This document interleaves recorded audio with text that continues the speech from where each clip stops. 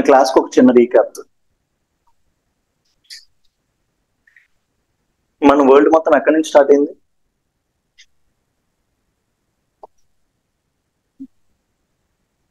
ఏంటి? Singularity. Singularity యొక్క features ఏంటండి? Less volume, infinite temperature and infinite density. So మన వరల్డ్ మొత్తం ఇప్పుడు ఏదైతే యూనివర్స్ ఏదైతే ఉందో మొత్తం అంతా ఒక సింగిల్ బాక్స్ లోపల ఉండేది. దాన్నే మనం ఏమంటాం? సింగులారిటీ అంటాం. సో దాని లోపల లెస్ వాల్యూమ్ ఉండేది, ఒక చిన్న ఆబ్జెక్ట్ కదా, అందులోపల ఈ వరల్డ్ అంతా కుక్కేసి ఉండింది కదా. సో అందుకు దాంట్లో లోపల వాల్యూమ్ చాలా తక్కువ, but infinite temperature, infinite density ఉండింది. సో ఇది 13.7 బిలియన్ ఇయర్స్ ఎగో ఏమైంది? బర్స్ట్ అయింది. మనం ఏమంటాం? బిగ్ బ్యాంగ్ అంటాం, బిగ్ బ్యాంగ్ థియరీ అంటాం. సో బిగ్ బ్యాంగ్ థియరీ దేని గురించి? మన యూనివర్స్ అనేది ఎలా ఫామ్ అయింది చెప్పింది అనమాట. సో 13.7 బిలియన్ ఇయర్స్ ఎగో ఈ సింగులారిటీ అనేది ఏమైంది? ఎక్స్ప్లోడ్ అయింది. సో దాన్నే మనం ఏమంటాం? Big bang explosion or expanding universe theory. So దీని ద్వారా మనం ఏంటి? మ్యాటర్, ఎనర్జీ అంతా సరే బయటకు వచ్చింది అనమాట. ఈ ఎనర్జీ, మ్యాటర్ అంతా బయటకు వచ్చి ఏమైంది? ఫస్ట్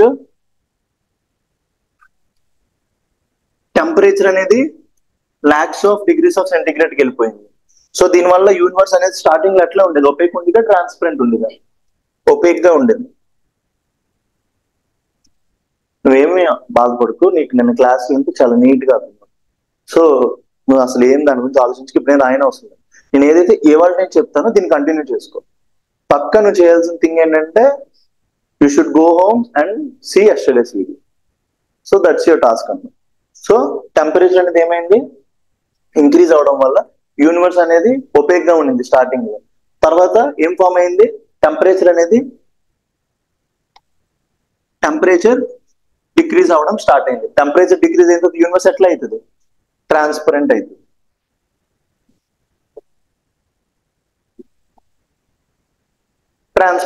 ట్రాన్స్పరెంట్ అయిన తర్వాత పీరియాడిక్ టేబుల్ లో ఫస్ట్ ఎలిమెంట్ పేరేంటి?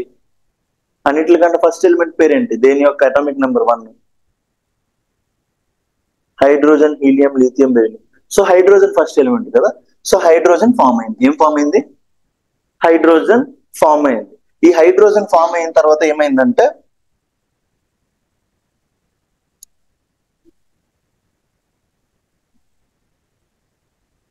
వచ్చారు ఆన్లైన్.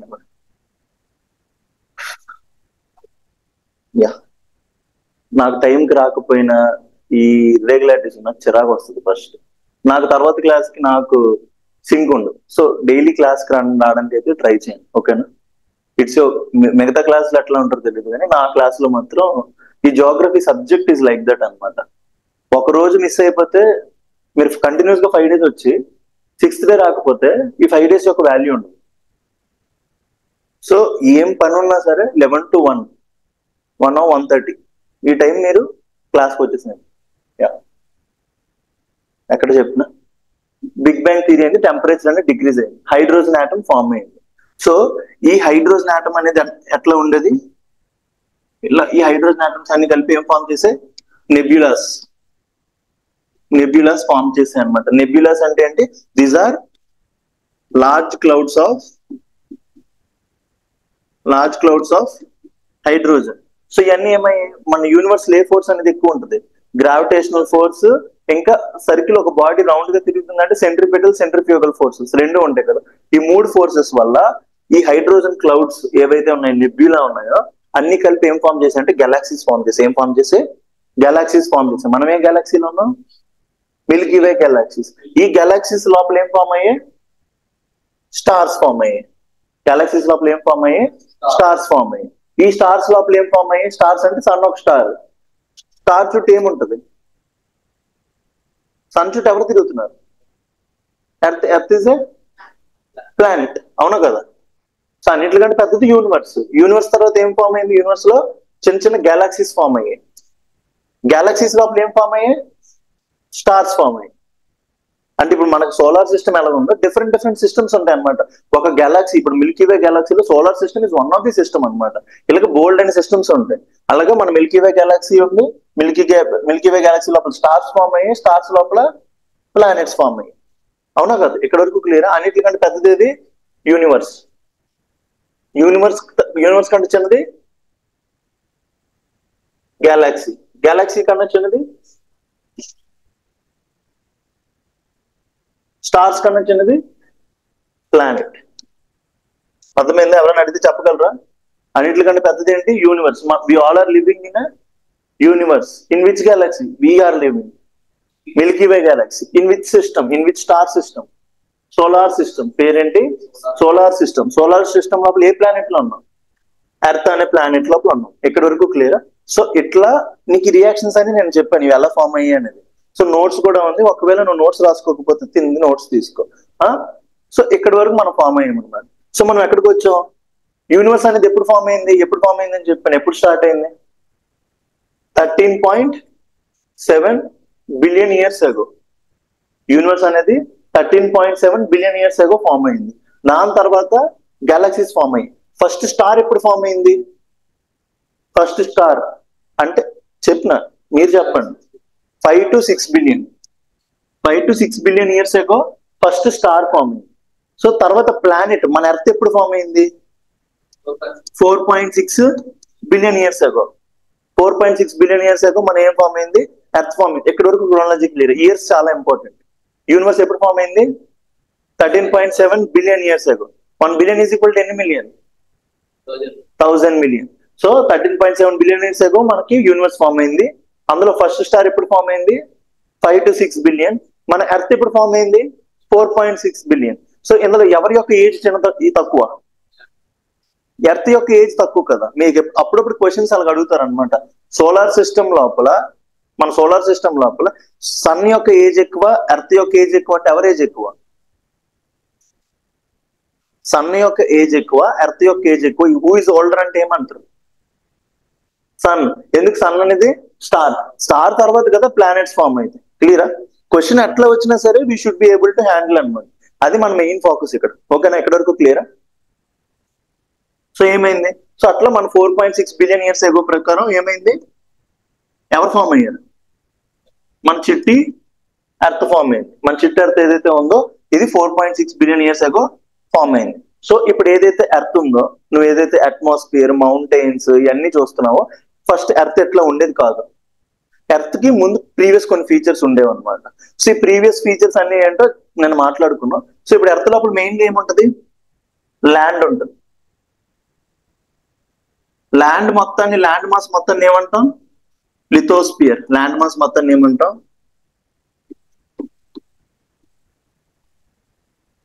గ్యాసియస్ పార్ట్ మొత్తాన్ని ఏమంటాం? అట్మాస్ఫియర్. గ్యాసియస్ పార్ట్ మొత్తాన్ని ఏమంటాం? అట్మాస్ఫియర్. ఈ వాటర్ అంతా ఏమంటాం? ఓషన్స్ మొత్తాన్ని హైడ్రోస్పియర్. ఏమంటాం? హైడ్రోస్పియర్. సో ల్యాండ్ మాస్ మొత్తాన్ని ఏమంటాం? ఆ ల్యాండ్ దాని కింద ఉన్న మొత్తం దాన్ని ఏమంటాం మనం? లిథోస్పియర్. లిథోస్పియర్ తర్వాత మన మొత్తం అట్మాస్ఫియర్, ఎయిర్ మొత్తాన్ని ఏమంటాం? అట్మాస్ఫియర్. వాటర్ ఉన్నదాన్ని, ఓషన్స్ ఏమంటాం? హైడ్రోస్పియర్. లైఫ్ ఉన్నదాన్ని ఏమంటాం? లైఫ్ ఎక్కడ ఉంటది? బయోస్పియర్. బయోస్పియర్ అంటే లైఫ్ గాలిలోని ఉంటది, భూమి మీద ఉంటది, భూమి లోపల ఉంటది. సో లైఫ్ అనేది అన్ని చోట్ల దొరుకుతుంటది కదా. ఇప్పుడు ఓషన్స్ లోపల ఏం దొరుకుతాయి? ఫిషెస్. మన ల్యాండ్ మీద మ్యామల్స్ కానీ, యానిమల్ రెప్టైల్స్ కానీ అన్ని దొరుకుతాయి. ప్లాంట్స్ కానీ ఏమైనా ఉన్నాయి. గాలి లోపల బర్డ్స్, కొన్ని బ్యాక్టీరియాస్ దొరుకుతాయి. మీరు అప్పుడప్పుడు వింటూ ఉంటారు, అంటార్టికాలో ఒక కైండ్ ఆఫ్ బ్యాక్టీరియా దొరికింది లోపలికి డ్రిల్ చేస్తే అని. సో భూమి లోపల కూడా చాలా వరకు బ్యాక్టీరియాస్ ఉంటాయి, that we don't know. So biosphere కి పరిధులు ఉన్నాయా? అట్మాస్ఫియర్ అంటే ఓన్లీ గాలి అన్నాం, లిథోస్పియర్ అంటే ఓన్లీ ల్యాండ్ అన్నాం, హైడ్రోస్పియర్ అంటే ఓన్లీ వాటర్ అన్నాం. బట్ బయోస్పియర్ కి అలాగే ఏమైనా ఉందా? It exist all through out. మొత్తం అన్నింటి లోపల కూడా బయోస్పియర్ అనేది ఎగ్జిస్ట్ అవుతుంది అనమాట. నెక్స్ట్ క్వశ్చన్ అడిగాడు, బయోస్పియర్ యొక్క ఎక్స్టెంట్ ఏంటంటే అట్మాస్ఫియర్ నుంచి లిథోస్పియర్ వరకు మొత్తం అంతా అట్మాస్ఫియర్, అదే బయోస్పియర్ యొక్క పరిధి.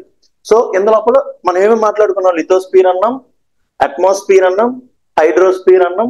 సో వీటి ఫార్మేషన్స్ గురించి తెలుసుకోవాలి. ఇప్పుడు లిథోస్పియర్ అంటే ఏంటి? Land, oceans. ముందు వరల్డ్ లోపల, అదే మన ఎర్త్ లోపల వాటరే ఉండేది కాదు. వాటర్ ఎలా ఫామ్ అయిందో నేను తెలుసుకున్నాం, ల్యాండ్ ఎలా ఫామ్ అయిందో నేను తెలుసుకున్నాం, ప్రతిదీ తెలుసుకున్నమాట. అన్నింటిలో ఫస్ట్ తెలుసుకుంది దేని గురించి తెలుసుకున్నాం? లిథోస్పియర్ గురించి తెలుసుకున్నాం. సో ఈ లిథోస్పియర్ ఫస్ట్ ఎర్త్ ఎలా ఉండేది? ఫస్ట్ ఎర్త్ ఎట్లా ఉండేది? బ్యారన్ అంటే వేస్ట్, రాకీ అండ్ హాట్. ఒక హాట్ బాల్ లా ఉండేది అనమాట. ఎర్త్ ఎట్లా ఉండేది? హాట్ బాల్ అంటే బ్యారన్, వేస్ట్ గా, రాక్స్ తో హాట్ గా ఉండేది. తర్వాత ఏమైంది? ఎర్త్ కూల్ డౌన్ అవడం స్టార్ట్ అయింది. ఎర్త్ ఏమైంది? కూల్ డౌన్ అవడం స్టార్ట్ అయింది. కూల్ అయినప్పుడు ఏమయ్యాయి? ఏదైతే డెన్సర్ మెటీరియల్ ఉందో ఎటు వెళ్ళిపోయింది? కిందకి వెళ్ళిపోయింది. లైటర్ మెటీరియల్ అనేది పైకి వచ్చింది. సో దీని తర్వాత ఏమైంది? మళ్ళీ మూన్ ఫామ్ అయింది కదా. మూన్ ఫామ్ అయినప్పుడు ఒక ఆస్ట్రాయిడ్ వచ్చి గట్టికి గుద్దింది. అప్పుడు ఏమైంది? మళ్ళీ ఎర్త్ అనేది హీట్ అయింది. హీట్ అయిన తర్వాత మళ్ళీ లైటర్ మెటీరియల్ మీదకి వచ్చింది, డెన్సర్ మెటీరియల్ కిందకి వెళ్ళిపోయింది. సో లిథోస్పియర్ ని 3 పార్ట్స్ కింద డివైడ్ చేసాం. ఏంటమన్నాం అది? Crust, mantle, core. లిథోస్పియర్ ఏదైతే ఉందో 3 పార్ట్స్ కింద డివైడ్ అయింది. ఏంటంటే క్రస్ట్, మ్యాంటల్, కోర్. నేను రోజు రివైజ్ చేయిస్తాను. నాకున్న మంచి హ్యాబిట్ అవని, చెడ్డ హ్యాబిట్ అవని రివిజన్ చేయిస్తాను. మీ రోల్ ఏంటి? ఏదైతే నేను క్లాస్ విన్నామో 100% కాన్సన్ట్రేషన్ తో వినేసి ఇవాళ చదువుకుని వచ్చారనుకోండి, మీరు ఇంకా సబ్జెక్ట్ తర్వాత ఎక్కడికి వెళ్ళినా సరే మర్చిపోరు. సో లిథోస్పియర్లు ఏముంటాయి? Crust, mantle, core. ఈ 3 డివైడ్ అయ్యాయి. ఈ 3 డివైడ్ అయ్యే ప్రాసెస్ ఏమన్నాం? డిఫరెన్షియేషన్. ఈ 3 డివైడ్ అయ్యే ప్రాసెస్ ఏమన్నాం? డిఫరెన్షియేషన్ ద్వారా క్రస్ట్, లిథోస్పియర్ అనేది ఫామ్ అయింది అనమాట. లిథోస్పియర్ తర్వాత నెక్స్ట్ ఏం మాట్లాడాం? అట్మాస్ఫియర్. లిథోస్పియర్ తర్వాత ఏం ఫామ్ అయిందన్నా? Atmosphere. Evolution of atmosphere, atmosphere and hydrosphere. ఇక్కడ వరకు క్లియరా? సో మనం సన్ ఎక్కడ ఉంది? సన్ తర్వాత నెక్స్ట్ వచ్చే ప్లానెట్ ఏంటి? కొడతాను నిన్ను, నేను మంచోడు కాదు. మొత్తం 9 ప్లానెట్లలో చెప్పు ఒక్కొక్కటి. మెర్క్యూరీ. మెర్క్యూరీ తర్వాత వీనస్. తర్వాత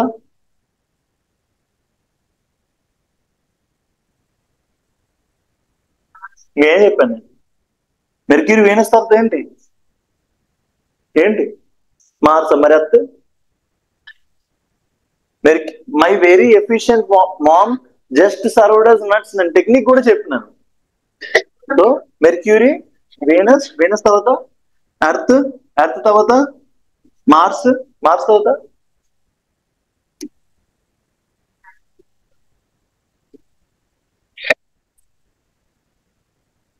Utopia, Uranus. My very efficient mom just served us nuts. క్లియరా? సో రివైజ్ చేయాలి సాయి. నువ్వు వేరే క్లాసుల్లో లాగా నా దగ్గర ఉంటానంటే అవ్వదు. నా దగ్గరకు వచ్చేవాడు 100% నేర్చుకోవాల్సింది.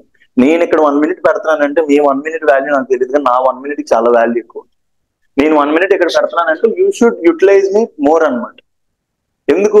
నేను ఇంకో 2 months అయిపోతే Group 2 సర్వీస్కి వెళ్ళిపోతాను. సో ఇప్పుడు నా దగ్గర ఏదైతే నాలెడ్జ్ ఉందో అది మీరు యూటిలైజ్ చేసుకుంటే it will helpful in your preparation. So నాకు టైం వేస్ట్ అనిపించకూడదు కదా. నేను వీళ్ళకి చెప్పాను, వీళ్ళ వల్ల నాకేం 1 రూపీ, డబ్బులు కాదు, మనీ డజంట్ మ్యాటర్. ఎనీథింగ్. ఏం మ్యాటర్ అవుతుంది? టైం. సో సోలార్ సిస్టమ్ లో సన్ ఉంటుంది. సన్ తర్వాత మెర్క్యూరీ, మెర్క్యూరీ తర్వాత వీనస్, వీనస్ తర్వాత ఎర్త్, ఎర్త్ తర్వాత మార్స్, మార్స్ తర్వాత జూపిటర్, జూపిటర్ తర్వాత సాటర్న్, సాటర్న్ తర్వాత యురేనస్, లాస్ట్ లో ప్లూటో ఉంటుంది. Pluto is now not a planet. ఎందుకు? దాన్ని ఒక చిన్న కామెంట్ లో తీసేసి కనిపించట్లేదంటే ప్లానెట్ అవ్వాలంటే సర్వ్డ్ నట్స్, నెప్ట్యూన్ తర్వాత ప్లూటో. అంతే. ప్లూటో ఎందుకు ప్లానెట్ కింద తీసుకోవట్లేదు అంటే ప్లానెట్ ఉండాలంటే కొన్ని ఫీచర్స్ ఉంటాయి అన్నమాట.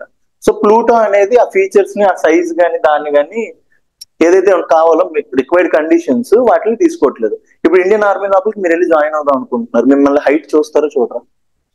హైట్ షార్ట్ ఉండే వాళ్ళని తీసుకుంటారు ఇండియన్ ఆర్మీ లోపలికి? తీసుకోరు. సేమ్ అలాగే ప్లానెట్ లోపలికి వెళ్ళాలంటే కొన్ని కండిషన్స్ ఉంటాయి. ఆ కండిషన్స్ ని ప్లూటో అనేది సాటిస్ఫై చేయట్లేదు. ఈ అన్ని ప్లానెట్స్ లో కల్లా హాటెస్ట్ ప్లానెట్ ఏది? చెప్పిన వాళ్ళు 5 రూపీస్ ఫస్ట్. అన్నిటిలో హాటెస్ట్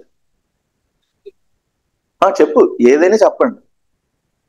ఈ అన్ని ప్లానెట్స్ లోపల హాటెస్ట్ ప్లానెట్ ఏది? ఆలోచించి బాగా చెప్పండి. నేను అనుకో Venus. Venus is the most hottest planet on the solar system. ఎందుకు? దాని క్లౌడ్స్ దేంతో మేడ్ అయి ఉన్నాయి? Sulphur dioxide, SO2. H2SO4 అనేది ఏంటి? యాసిడ్. దాని క్లౌడ్స్ అనేవి H2SO4 తో మేడ్ ఉన్నాయి. మెర్క్యూరీ అనేది హాటెస్ట్ ప్లానెట్ కాదు. ఏది hottest planet? Venus. Earth twin అని కూడా వీనస్ అంటారు. అప్పుడప్పుడు మీకు ఇలాంటి క్వశ్చన్స్ కూడా అడుగుతారు. Which planet is known as twin of Earth అంటే ఏంటి? Venus.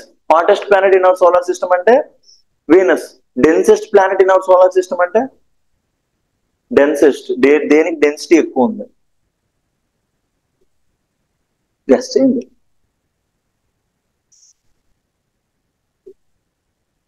Densest planet in our solar system చెప్పి ఏది అనిపిస్తుంది? మార్స్ అనుకుంది. నువ్వు? Jupiter.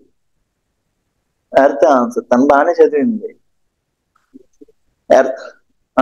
Densest planet in our solar system ఏది? అన్నిటికంటే డెన్సెస్ట్ ఎర్త్, హాటెస్ట్ వీనస్. ఇంకా ఎర్త్ ట్విన్ అని దేని అంటారు? వీనస్. ఎందుకు? Venus most hottest. దాని క్లౌడ్స్ అనేది ఎంత మేడ్ అయినా సల్ఫర్ డైఆక్సైడ్. సో ఇప్పుడు నేను క్లాస్ లోపలికి వెళ్దాం. మనకి సన్కి దగ్గర ఉన్న ప్లానెట్స్ ఏంటంటే Mercury, Venus, Earth, Mars.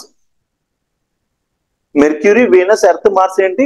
Sun యొక్క పరిధిలో ఉన్నాయి. ఇప్పుడు మీ నలుగురు ఉన్నారు. తిని మెర్క్యూరీ, వీనస్, ఎర్త్, మార్స్. మీ నలుగురు నా డైరెక్షన్ లో ఉన్నారు లేరా? తను ఎవరు అనుకుందాం? సాటర్న్, నెప్ట్యూన్ అనుకుందాం. తను ఎక్కడ? తనకు నాకు దూరంగా ఉంది. సో ఇప్పుడు మీ నలుగురు నా కంట్రోల్లో ఉన్నారు. తన కంట్రోల్లో ఉందా లేదా? సో నా యొక్క హీట్ ఎవరికి ఎక్కువ తగులుతుంది? మీకు తగులుతుంది, తనకు తగులుతుంది. సో నేను చేసే ప్రతి యాక్షన్ ఫస్ట్ మీ మీద ఇంపాక్ట్ ఎక్కువ ఉంటుంది కదా. సో సన్ నుంచి కొన్ని విండ్స్ వస్తాయి. ఆ విండ్స్ పేరు ఏమన్నాను మీకు? సన్ నుంచి వచ్చే విండ్స్ పేరు ఏమన్నాను? నువ్వు మంచి నోట్స్ కొనుక్కోకపోతే నీకు ఉంటుంది. అలాంటి రఫ్ నోట్స్ నాకు అసలు కనబడకూడదు. వైట్ నోట్స్ కనబడాలి. నువ్వేంటి రూల్ బుక్ వాడుతున్నావు? రూల్ ఆపి ఓన్లీ వైట్ నోట్స్ వాడుకోండి. సన్ నుంచి వచ్చే విండ్స్ పేరు ఏంటి? Solar winds. సోలార్ విండ్స్ వస్తుంది. నేను నాకు బిగ్ ఎగ్జాంపుల్ చెప్పా కదా. సో ఫస్ట్ ఫస్ట్ ఇక్కడ టేబుల్ ఫ్యాన్ పెట్టాం. నాకు విగ్ ఉంది, 10th పర్సన్ విగ్ ఉంది. ఎవరి విగ్ ఫస్ట్ ఎగిరిపోద్ది? నాది ఉంది కాబట్టి నాది ఎగిరిపోద్ది. కాబట్టి మెర్క్యూరీ, వీనస్, ఎర్త్, మార్స్ లోపల ఈ ప్లానెట్స్ యొక్క విండ్స్ ఉంటాయి కదా, ఇనీషియల్ విండ్స్. ఇనీషియల్ విండ్స్ అంటే హైడ్రోజన్, హీలియం, అట్మాస్ఫియర్ ఉంటుంది కదా. ఈ సోలార్ విండ్స్ అనేవి వచ్చేసి ఎత్తుకుంటూ వెళ్ళిపోయాయి అన్నమాట బయటికి. సో ఇనీషియల్లీ మన ఎర్త్ యొక్క అట్మాస్ఫియర్ లో ఏముండేది? హైడ్రోజన్ అండ్ హీలియం ఉండింది. తర్వాత ఏమైంది? ఎర్త్ ఏమన్నాను? హీట్ అయింది అన్నాను. తర్వాత మళ్ళీ అంటే కూల్ అవునప్పుడు ఏం రిలీజ్ అయ్యే? Water vapour, sulphur dioxide, nitrogen oxides, ammonia,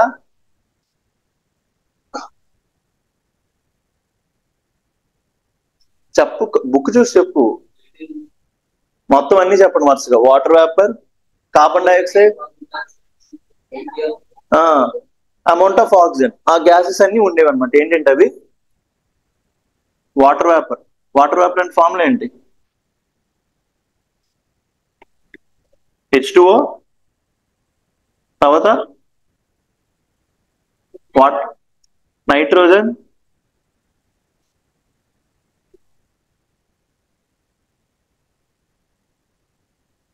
and little bit of O2.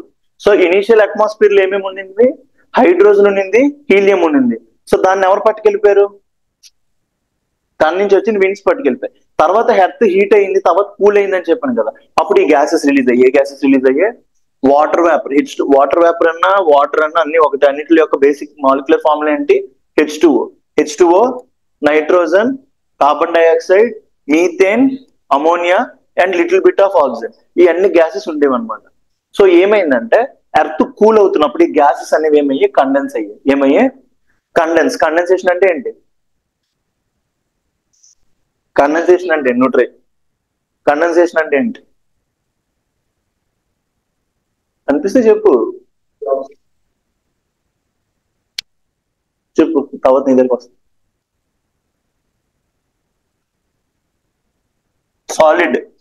Solid నుంచి డైరెక్ట్ గా గ్యాస్ మారిపోతుంది. దాన్ని ఏమంటాం?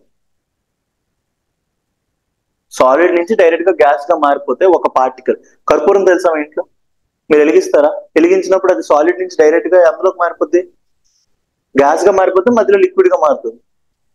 లిక్విడ్ గా మారుతుందా? ఆరత కర్పూరం ఉందా, అది వెలిగిస్తామా? వెలిగించినప్పుడు ఏమవుతుంది? ఫైర్ లో కలిపి గాలిలో వెళ్ళిపోతుంది. మధ్యలో లిక్విడ్ ఎక్కడ ఉంటుంది? లిక్విడ్ ఉంటే ఆరిపోద్ది కదా. సో క్యాంపర్ అనేది ఏమవుతుంది? డైరెక్ట్ గా సాలిడ్ నుంచి గ్యాస్, ఏదైనా ఒక పార్టికల్ హీట్ చేసినప్పుడు సాలిడ్ నుంచి గ్యాస్ అయిపోతుంది. దాన్ని ఏమంటాం? సబ్లిమేషన్ అంటాం. ఏమంటాం? అదే ఒక పార్టికల్ ఐస్ ని ఫస్ట్ హీట్ చేస్తే ఏమవుతుంది? ఏమవుతుంది? ఐస్ ని హీట్ చేసావు, పెనం మీద పెట్టి ఏమైంది? లిక్విడ్ అవుతుంది. సాలిడ్ నుంచి గ్యాస్ అయితే ఏమంటాం? లిక్విడ్ అయితే ఏమంటాం? సాలిడ్ నుంచి లిక్విడ్ అయితే ఏమైతుంది పార్టికల్? ఎవాపరేషన్. లిక్విడ్ నుంచి గ్యాస్ అయితే కదా ఎవాపరేషన్.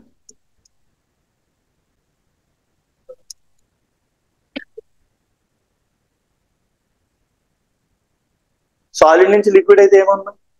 కరగడాన్ని ఏమంటాం? మెల్టింగ్. సాలిడ్ నుంచి లిక్విడ్ అయితే ఏమవుతుంది? మెల్టింగ్ అంటారు. సో ఇట్స్ మెల్టింగ్ అంటారు. మెల్టింగ్ అంటే ఏంటి? ఏదో ఒక సాలిడ్ పార్టికల్ అనేది ఏమవుతుంది? లిక్విడ్ కింద మారినప్పుడు ఏమంటాం? దాన్ని మెల్టింగ్ అంటాం. సాలిడ్ నుంచి గ్యాస్ అయిపోతే దాన్ని ఏమంటాం? సాలిడ్ నుంచి గ్యాస్ సబ్లిమేషన్. లిక్విడ్ నుంచి గ్యాస్ అయితే ఏమంటాం? ఎవాపరేషన్. ఎక్కడి వరకు క్లియరా? ఈ మూడు పదాలు అర్థమయ్యాయి. తెలియకపోతే రాసుకోండి రఫ్ నోట్స్ లోపల, అదే మీ నోట్స్ లోపల నోట్ అని పెట్టుకొని రాసుకోండి. యూపీఎస్సీ వాళ్ళకి చెప్తున్నాను, ఇందుకు మీ దగ్గరకు వచ్చి చెప్తున్నానంటే యూ షుడ్ యూటిలైజ్ మీ ప్రాపర్లీ. మీకు జిఎస్ కరెక్ట్ గా రావట్లేదు అనేసి నేను వచ్చాను.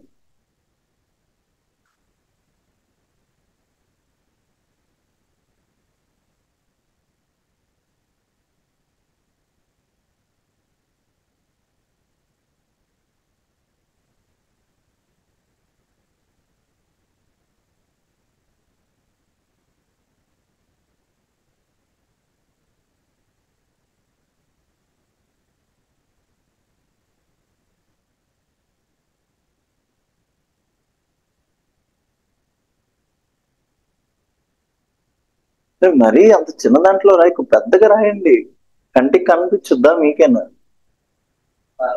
సో సాలిడ్ నుంచి గ్యాస్ అయితే ఏమైతుంది అష్ట? సబ్లిమేషన్. లిక్విడ్ టు గ్యాస్ అయితే అందులో చూడకు, evaporation. Solid to liquid melting. అందుకే మెల్టింగ్ పాయింట్ అంటాం. సో ఇక్కడ వరకు క్లియరా? సో ఇదంతా ఏంటి? హీట్ ఇచ్చినప్పుడు ఒకవేళ టెంపరేచర్ తగ్గింది. ఏంటి? టెంపరేచర్ తగ్గింది. మీరు ఎప్పుడైనా పల్లెటూరుకి వెళ్ళే ఉంటారా? అందరు మార్నింగ్ 6 o'clock 5:30కి వెళ్ళి మీరు మొక్కల దగ్గరికి వెళ్ళారు అనుకోండి, రైస్ ఫీల్డ్స్ అవన్నీ ఉంటాయి కదా, మీరు వెళ్ళి చూస్తే దాని మీద వాటర్ ఉంటుంది. మొక్కల మీద చిన్న చిన్న తేమ వాటర్ ఉంటుంది. నార్మల్ గా మార్నింగ్ మన ఇంటి దగ్గర కూడా చెట్ల మీద వాటర్ ఫామ్ అవుతుంది. ఎందుకు వాటర్ ఫామ్ అవుతుంది? ఆ మంచునే అదే చెప్తున్నాను, వాటర్ ఫామ్ అవుతుంది కదా. ఇప్పుడు గ్యాస్ ఉంది, గ్యాస్ అనేది దానికి టెంపరేచర్ ఎక్కువ ఉంటుందా? సాలిడ్ అనే దానికి టెంపరేచర్ ఎక్కువ ఉంటుందా? చెప్పండి. సాలిడ్ అనే దానికి టెంపరేచర్ ఎక్కువ ఉంటుందా? గ్యాస్ అనే దానికి టెంపరేచర్ ఎక్కువ ఉంటుందా? మనం ఇప్పుడు చెప్పిన ప్రాసెస్ ప్రకారం చెప్పండి. బై ఏదైనా కాన్ఫిడెన్స్ వెరీ ఇంపార్టెంట్. మీకు ఏది వచ్చినా రాకపోయినా ఒకటి గుర్తుపెట్టుకుని, confidence is very important. Confidence ఉండాలి. సో సాలిడ్ కి ఎక్కువ టెంపరేచర్ ఉంటుందా? గ్యాస్ కి ఎక్కువ టెంపరేచర్ ఉంటుందా? సాలిడ్ కి టెంపరేచర్ ఎక్కువ ఉంటుంది అని నువ్వు అనుకుంటున్నావు. పర్లేదు, ఏదైనా పని, నువ్వు సాలిడ్, నువ్వు గ్యాస్, మనోడే రైట్ సాయి. ఎందుకు? సాలిడ్ కి టెంపరేచర్ ఇస్తే అది ఏమైంది? లిక్విడ్ అయింది. లిక్విడ్ కి మళ్ళీ టెంపరేచర్ ఇస్తే ఏమైంది? గ్యాస్. దేనికి ఎక్కువ టెంపరేచర్ ఉంటుంది? మీరు నార్మల్ నీళ్ళు చేయి పెట్టారు, తర్వాత కొంచెం వేడి చేసిన నీళ్ళలో చేయి పెట్టారు, తర్వాత స్టీమ్, ఆ వేడి నీళ్ళ నుంచి వచ్చే ఆవిరి ఉంటుంది కదా, అక్కడ కూడా చేయి పెట్టారు. ఏది గట్టిగా మండుతుంది? స్టీమ్. ఎందుకు? స్టీమ్ లోపల ఏముంది? హీట్ ఉంది. అవునా కదా? సో నాకు పార్టికల్ హీట్ ఇస్తే అది ఏమవుతుంది? స్టేట్ చేంజ్ అయ్యి సాలిడ్ నుంచి లిక్విడ్, లిక్విడ్ నుంచి గ్యాస్ అవుతుంది. అవునా కదా? సో అన్నింటికంటే టెంపరేచర్ దేనికి ఎక్కువ ఉన్నట్టు యాక్సెప్ట్ చేస్తున్నారా లేదా? మీ మైండ్ యాక్సెప్ట్ చేస్తుందా లేదా? అది వెరీ ఇంపార్టెంట్. సో ఇప్పుడు కండెన్సేషన్ అన్నాను. ఏమన్నాను నేను? కండెన్సేషన్. ఈ గ్యాస్ ఉంది కదా, ఈ గ్యాస్ కి టెంపరేచర్ తగ్గించాం అనుకో, అదేమవుతుంది? మళ్ళీ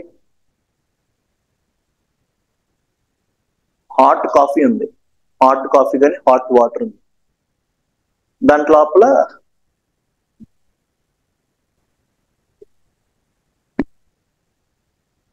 హలో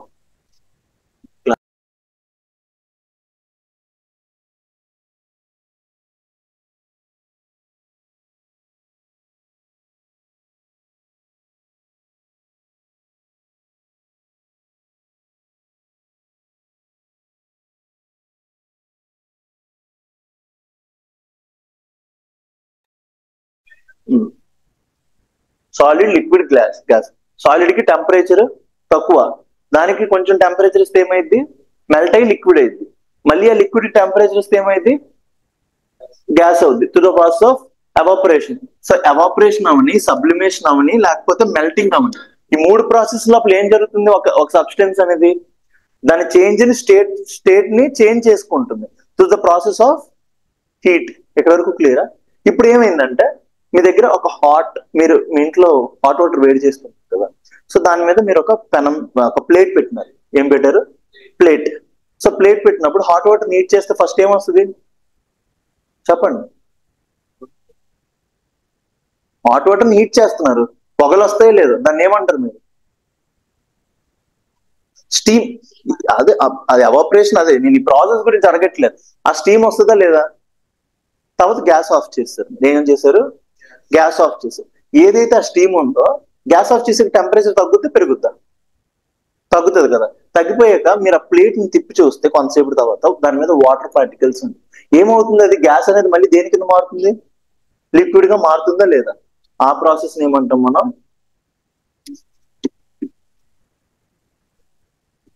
కండెన్సేషన్ అంటే ఏంటి అర్థమైందా?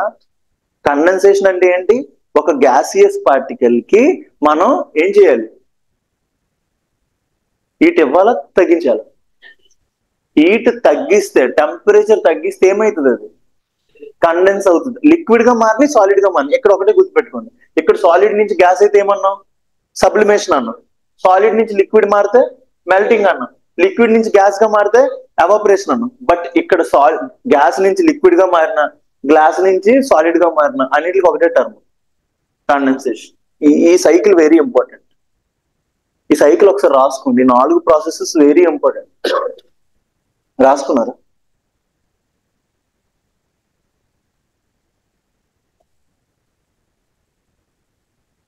అర్థమవుతుందా క్లాస్ బాగానే?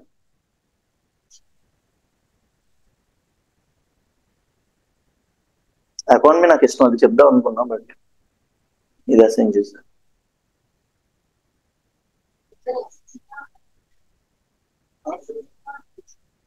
ఉంటది కదా ఎకానమీ, అన్నీ ఉంటాయి, వాళ్ళకున్న ప్రతిదీ ఉంటుంది, బట్ విత్ లిమిటెడ్ డోసేజ్ అనమాట. ఇప్పుడు వాళ్ళకనుకో కంప్లీట్ ఇంకా డెప్త్ వెళ్ళిపోతాం అనమాట. అంటే మేము చదివితే చాలా డెప్త్ చదవాలి, ప్రతి దాని గురించి చదవాలి. మీరు అంత చదవడం వస్తుంది, ఎందుకంటే ఇక్కడ నేర్చుకోవడం కన్నా మనకి ఏం కావాలి, జాబ్. జాబ్ కి ఎంత యూజ్ అంతే. మీరు ఎక్కువ ఫోకస్ దేని మీద పెట్టాలి, మ్యాథ్స్, ఇంగ్లీష్. సో డైలీ ఒక 10 అవర్స్ అవుతున్నారంటే మినిమం 7 అవర్స్ అనేది ఆ 2 సబ్జెక్ట్స్ కి పెట్టుకొని 3 అవర్స్ దీనికి పెట్టుకోండి.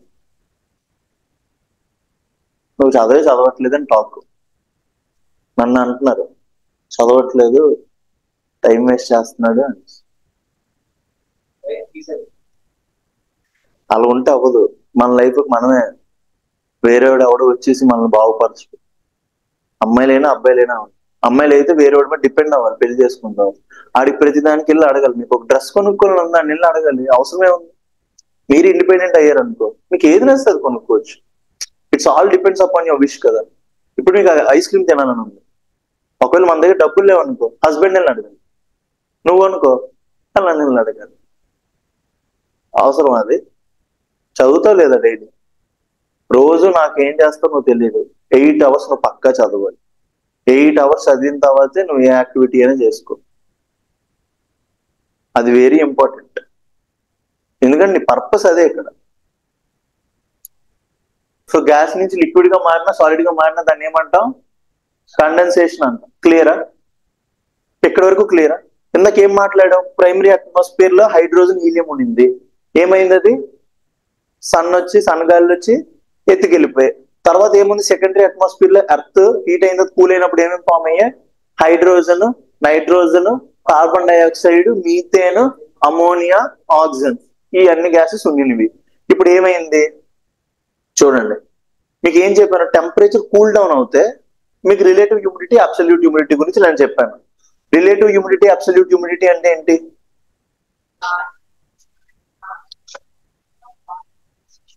హైస్తో చెప్తుంది ఎవరు? అబ్సల్యూట్ హ్యూమిడిటీకి రిలేటివ్ హ్యూమిడిటీకి డిఫరెన్స్ ఏంటి? సరేలే, ఎవరు ఫస్ట్ క్లాస్ కదా తను ఏమన్నా. హ్యూమిడిటీ అంటే ఏంటో చెప్పు.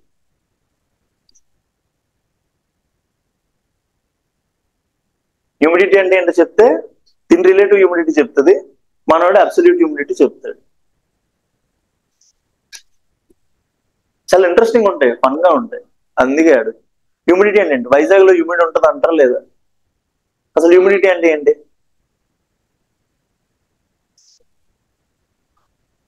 హాట్ గా ఉండడం హ్యూమిడిటీయా? ఏదో ఒకటి ఏదో ఒకటి అను. ఎస్ చే బాబు, మీ ఇద్దరు కూడా రెడీ అవ్వండి, మీ ఇద్దరు క్వశ్చన్స్. నాతో ఉంటే ఇది ఎట్లనే ఉంటుంది, టార్చర్ ఉంటుంది కొంచెం.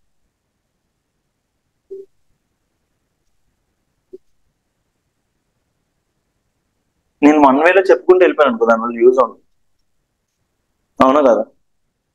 సో హ్యూమిడిటీ అంటే ఏంటో చెప్పు.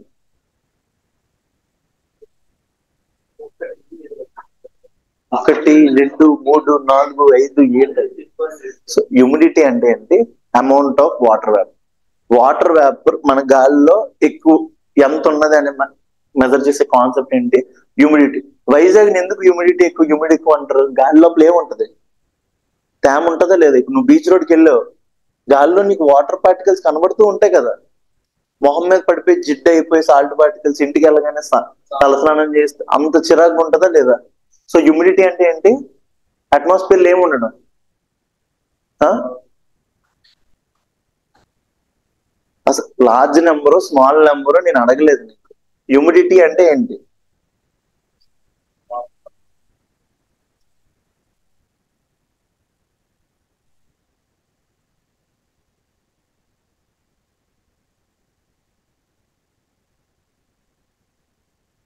హ్యూమిడిటీ అంటే ఏంటి? Presence of water vapour in the atmosphere. దీన్ని ఏమంటాం? హ్యూమిడిటీ అంటాం. క్లియరా ఇక్కడ వరకు? డౌట్ ఏమన్నా? సో ఇప్పుడు మన క్లాస్ లోపల వాటర్ వేపర్ ఎంత ఉంది? నాకెలా తెలుస్తుంది సార్, నా దగ్గర మీటర్ ఉంది అనొచ్చు కదా. ఏదో ఊరికే అన్నాను, ప్రతిదానికి టెన్షన్ అవుద్ది, అప్పుడు నాకు కూడా తెలియదు అంత.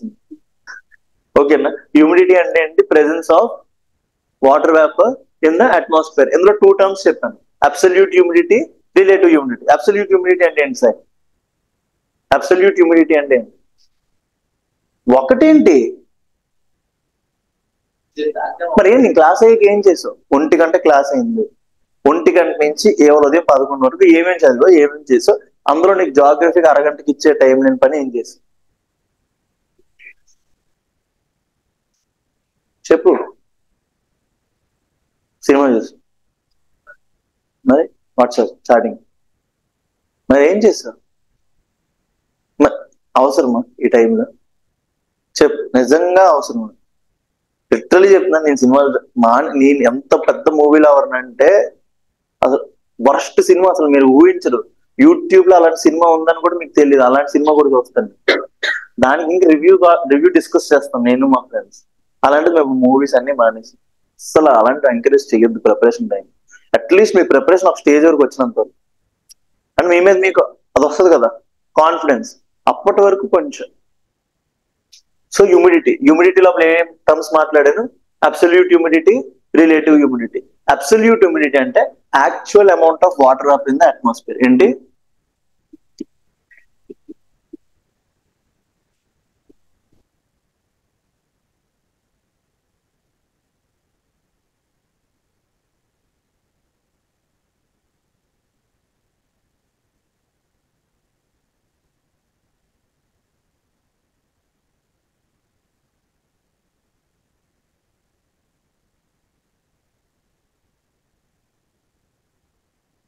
వాళ్ళది చూసుకో, చూస్తూ డౌట్స్ ఏమైనా నన్ను అడగమని. సో హ్యూమిడిటీ లోపల ఎన్ని ఉంటాయి? Absolute, relative. So actual amount of water vapour in the atmosphere. Divya ఉంది, దివ్యకి నేను 1 చాక్లెట్ ఇచ్చాను. ఎన్ని చాక్లెట్స్ ఇచ్చాను? 1 చాక్లెట్ ఇచ్చాను. నిజంగా నీ చేతిలో ఎన్ని చాక్లెట్స్ ఉన్నట్టు? 1. కానీ నువ్వు ఎన్ని చాక్లెట్స్ తినగలవు ఒకసారిలో, ఒక సిట్టింగ్ లో? చెప్పు. అనగా ఉన్నావు కదా, ఒక 5 తింటావా? నేను లావుకున్నాను కాబట్టి ఒక 10 తింటాను, అంతే కదా. ఎన్ని చాక్లెట్స్ తినగలవు? 5. సో అబ్సల్యూట్ హ్యూమిడిటీ అనేది ఏం మాట్లాడుతుంది? మన కెపాసిటీ గురించి మాట్లాడుతుంది. నిజంగా నా దగ్గర ఎంత ఉంది, అంతే కదా. ఇప్పుడు మా అమ్మ అంటది, నేను ఒకవేళ అనుకుంటే 100 మందికి ఫుడ్ వండగలరా అంటది. ఏమంటది మా అమ్మ? అనుకుంటే మా అమ్మ క్యాపబిలిటీ 100 మందికి ఫుడ్ వండగలరా అంటది. కానీ రోజు ఇంట్లో ఎంతమందికి వండుతుంది మా అమ్మ? నాకు, మా చెల్లికి, మా అమ్మకి, మా నాన్నకి, నలుగురికి కదా. సో అబ్సల్యూట్ హ్యూమిడిటీ అంటే ఏంటి? యాక్చువల్. సో ఈ రూమ్ లోపల వాటర్ హోల్డింగ్ కెపాసిటీ గురించి మాట్లాడట్లేదు. ఈ రూమ్ లోపల ఎంత మాయిశ్చర్ ఉంది, ఎంత తేమ ఉన్నది అనే ఉన్న కాన్సెప్ట్ ఏంటది? Absolute humidity. అబ్సల్యూట్ హ్యూమిడిటీ అంటే actual amount of water vapour present in the atmosphere. దీన్ని ఏమంటాం? అబ్సల్యూట్ హ్యూమిడిటీ అంటాం. అబ్సల్యూట్ అంటే ఏంటి? నిజంగా ఎంత ఉంది. ఇక్కడ సెకండ్ కాన్సెప్ట్ ఏంటి? Relative humidity. రిలేటివ్ హ్యూమిడిటీ అంటే ఇప్పుడు అదే చెప్తున్నా, రిలేటివ్. నువ్వు బాధలో ఉంటే చాక్లెట్స్ తింటావు, హ్యాపీగా ఉంటే చాక్లెట్స్ తింటావు. నువ్వు హ్యాపీగా ఉంటే చాక్లెట్స్ తింటావు. నేను బాధలో ఉంటే ఎక్కువ ఫుడ్ తింటాను అనుకుందాం, అలా అని కాదు, బట్ అనుకుందాం. సో నువ్వు హ్యాపీగా ఉన్నప్పుడు ఎక్కువ చాక్లెట్స్ తింటావు, హ్యాపీగా లేవు, డిప్రెషన్ గా ఉన్నావు, నువ్వు ఫుడ్ తిన్నావు. సో రిలేటివ్ హ్యూమిడిటీ కాన్సెప్ట్ అదే అనమాట. రూమ్ యొక్క టెంపరేచర్ ఎక్కువ ఉంటే అది ఎంత మాయిశ్చర్ హోల్డ్ చేయగలదు, రూమ్ యొక్క టెంపరేచర్ తక్కువ ఉంటే అది ఎంత మాయిశ్చర్ హోల్డ్ చేయగలదు. ఏంటి? టెంపరేచర్ పెరిగే కొద్దీ వాటర్ హోల్డింగ్ కెపాసిటీ పెరుగుద్దా తగ్గుద్దా, లేదా టెంపరేచర్ తగ్గే కొద్దీ వాటర్ హోల్డింగ్ కెపాసిటీ పెరుగుద్దా తగ్గుద్దా? సో టెంపరేచర్ పెరిగితే వాటర్ హోల్డింగ్ కెపాసిటీ ఏమవుద్ది? నేను మాట్లాడుకున్నాను, చెప్పు. టెంపరేచర్ పెరిగే కొద్దీ వాటర్ హోల్డింగ్ కెపాసిటీ పెరుగుద్దా తగ్గుద్దా? ఒకటే, తగ్గుతుంది. నేను ఇక్కడ 4 ఆప్షన్లు ఇచ్చుంటే నువ్వేదో గ్యాంబ్లింగ్ చేసిన బలం. ఇక్కడ 2 ఉన్నాయి. తగ్గుతుంది అంటావు, నేనేదో డిఫరెంట్ ఎక్స్ప్రెషన్ ఇవ్వగానే పెరుగుద్దా? నేను ఇందాక చెప్పా, కాన్ఫిడెన్స్ ఇస్ వెరీ ఇంపార్టెంట్. నేను అబద్ధం చెప్పిన 100 టైమ్స్ ఫాస్ట్ మంచిగా చెప్తాను, తగ్గుతుంది. నేను క్లాస్ అనలేదు. అచ్చి నేను కన్ఫ్యూజ్ చేస్తే కన్ఫ్యూజ్ అయిపోతున్నాను. నువ్వే మనిషి ఏమవుతుంది? తగ్గుతుంది. నువ్వేమంటావు? టెంపరేచర్ పెరిగితే వాటర్ హోల్డింగ్ కెపాసిటీ పెరుగుద్దా తగ్గుద్ది? తగ్గుతుంది అంటున్నా. దివ్య రైట్. టెంపరేచర్ పెరిగితే నిన్నే చెప్పా కదా, ఇప్పుడు టెంపరేచర్ పెరిగితే ఏమవుతుంది? ఈ రూమ్ లోపల ఇప్పుడు ఏసీ చల్లగుంది కదా రూమ్. ఈ రూమ్ లోపల నేను ఏం చేశాను? వాటర్ ఉంటాను. ఏం చేశాను? వాటర్ ఉంటాను. అది ఎంతసేపట్లో ఆవిరవుద్ది? 5 seconds. అది వాటర్ తెచ్చా ఫాస్ట్ గా అవుతుందా? ఈ రూమ్ లోపల వాటర్ ఉంపాను, ఎడారి లోపలికి వెళ్ళి వాటర్ ఉంపాను. ఈ రెండింటి లోపల ఎక్కడ ఫాస్ట్ గా ఆవిరవుద్ది? చెప్పండి. ఎడారిలో టెంపరేచర్ ఎక్కువ ఉంటుందా? ఎడారి అంటే మళ్ళీ అదొక వేరే కాన్సెప్ట్. మీ దృష్టిలో ఇప్పటికి ఎడారి అంటే హీట్ ఎక్కువ ఉండడం అనుకోండి. సో ఎడారిలో టెంపరేచర్ ఎక్కువ ఉంటుంది, ఈ రూమ్ లో టెంపరేచర్ ఎక్కువ. ఇప్పుడు ఈ పొజిషన్ బట్టి చెప్పు, ఏసీ ఆఫీస్ అల్లగొంటుంది. కొన్ని ఏసీ ఆఫీసావు, ఏసీ ఆఫీస్ ఉన్నా సరే ఈ రూమ్ లో టెంపరేచర్ ఎక్కువ, డెజర్ట్ లోపల టెంపరేచర్ ఎక్కువ. చెప్పండి. కానీ అక్కడ వాటర్ ఫాస్ట్ గా హీట్ ఆవిరైపోతుంది.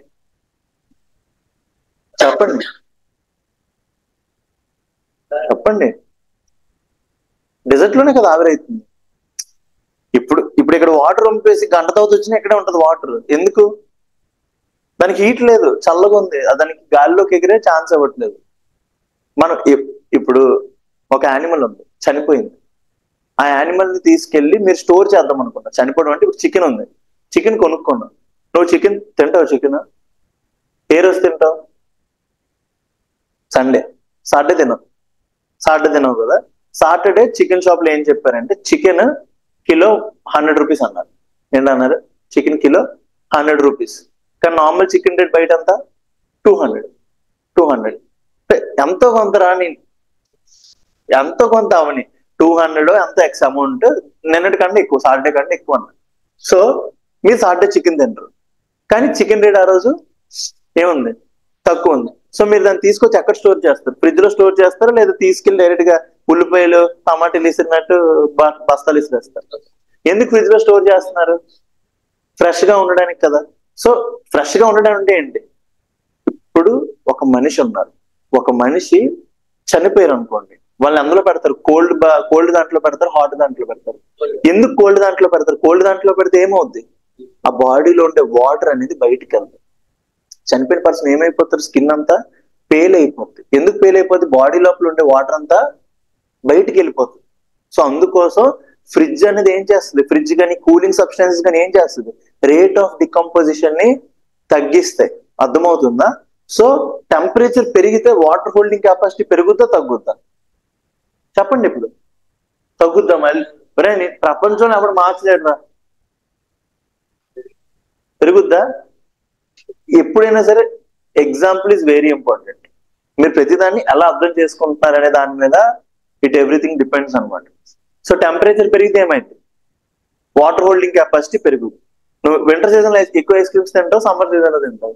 సమ్మర్, నేను వింటర్ లో తింటాను, నన్ను వదిలేడు, డిఫరెంట్ పర్సన్. బట్ మీరు సమ్మర్ సీజన్ లో వేడిగా ఉన్నప్పుడు ఎంత కూలింగ్ వాటర్ వేస్తే అంత తాగుతూ ఉంటారు. అదే ఇప్పుడు మంచిగా చల్లగా ఉంది డిసెంబర్ లో, అప్పుడు వచ్చి మీకు కూలింగ్ వాటర్ ఇస్తే ఫస్ట్ నన్ను 2 కొడతారు, కొట్టిన తర్వాత బుద్ధి బుర్ర ఉంది ఇంకో బాటిల్ తెచ్చాను. అవునా కాదా? బానే ఉంటది, బాగుంటది, ఎందుకు బాగోదు? కానీ నార్మల్ గా చెప్తున్నాను, నువ్వు సమ్మర్ సీజన్ లో కూలింగ్ వాటర్ ఇష్టపడతావో వింటర్ సీజన్ లో? ఏ సీజన్ ఎక్కువ? అది చెప్పు. సో వింటర్ సీజన్ లోపలతో పోలిస్తే సమ్మర్ సీజన్ లోపల ఎక్కువగా నువ్వు ఐస్ క్రీమ్స్, కూలింగ్ సబ్స్టెన్స్ తినడానికి ట్రై చేస్తావు. సో టెంపరేచర్ పెరిగితే వాటర్ హోల్డింగ్ కెపాసిటీ పెరిగిపోద్ది, టెంపరేచర్ తగ్గిపోతే వాటర్ హోల్డింగ్ కెపాసిటీ పెరిగిపోద్ది. సో ఇప్పుడు నా టెంపరేచర్ 100 degrees ఉన్నాను, 100 degrees ఉన్నప్పుడు నా దగ్గర 10 వాటర్ బాటిల్స్ ఉన్నాయి. ఎన్ని ఉన్నాయి? 10 వాటర్ బాటిల్స్ ఉన్నాయి. అదే కదా మాయిశ్చర్ అంటే, అదే కదా వాటర్ బాటిల్స్ ఉన్నాయి. ఇప్పుడు నా బాడీ యొక్క టెంపరేచర్ 80 degrees కి పడిపోయింది. పడిపోయినప్పుడు నేను వాటర్ వదిలేస్తానా, ఇంకా దాచుకుంటాను? చెప్పండి. ఇలా వదిలేస్తానా, ఇలా లభించుతాను? ఏం చేస్తాను? ఇప్పుడు టెంపరేచర్ నాది 100 degrees, చాలా వేడిగా ఉన్నాను. సో ఇప్పుడు టెంపరేచర్ పెరిగితే ఏమన్నారు మీరు? వాటర్ హోల్డింగ్ కెపాసిటీ పెరుగుతుంది అన్నారు. సో ఇప్పుడు నా టెంపరేచర్ 80 degrees కి పడిపోయింది. సో నేను వాటర్, నా దగ్గర ఉన్న 10 బాటిల్స్ 8 బాటిల్స్ చేస్తాను, లేదా 12 బాటిల్స్ చేస్తాను? చెప్పండి, చెప్పు. కాన్ఫిడెన్స్ కావాలి నాకు. నీ కంట్లో నాకు కనబడట్లేదు. 8 చేస్తాను కదా. సో అలాగే అట్మాస్ఫియర్ లోపల కూడా అప్పుడు ఏం చెప్తుంది చూడండి. వాటర్ వేపర్ ఉండింది, nitrogen, carbon dioxide, methane, ammonia, oxygen. ఏమైంది అప్పుడు? టెంపరేచర్ తగ్గడం స్టార్ట్ అయింది. టెంపరేచర్ తగ్గితే వాటర్ ని వదిలేస్తుంది కదా అట్మాస్ఫియర్, క్లౌడ్స్. సో దాన్ని ఏమంటాం మనం? ఆ ప్రాసెస్ ని కండెన్సేషన్ అంటాం. కండెన్సేషన్ అయిపోయి వర్షాలు పడ్డాయి. వర్షాలు పడిన తర్వాత ఈ హాట్ మాల్టెన్ లావా అంతా వర్షాలతో నిండిపోయింది. వర్షాలతో నిండిపోయిన తర్వాత ఆ హాట్ లావా కూల్ అయింది. కూల్ అయిన తర్వాత ఏమైంది? ఈ కార్బన్ డైఆక్సైడ్ మొత్తాన్ని ఇందులోపల నింపేసింది. తర్వాత ఏమైంది? ఈ బ్యాక్టీరియా ఫామ్ అయింది అనమాట. ఆ బ్యాక్టీరియాకి ఏం క్యాపబిలిటీ ఉందంటే కార్బన్ డైఆక్సైడ్ తీసుకొని ఆక్సిజన్ ఇచ్చే క్యాపబిలిటీ. దా ప్రాసెస్ ఏమంటాం? కార్బన్ డైఆక్సైడ్ తింటూ ఆక్సిజన్ ఇస్తాను నేను, నన్ను ఏమంటారు? ఆ ప్రాసెస్ ఏమంటారు? తను నమ్ముకు, తనే కోన్ పనే కరోపతి కాలే ఫ్రెండ్ కాదు. చెప్పు. ఇప్పుడు నేను కార్బన్ డైఆక్సైడ్ తీసుకొని కార్బన్ డైఆక్సైడ్ తింటాను, ఏమిస్తాను నేను? ఆక్సిజన్ ఇస్తాను. ఈ ప్రాసెస్ ఏమంటారు?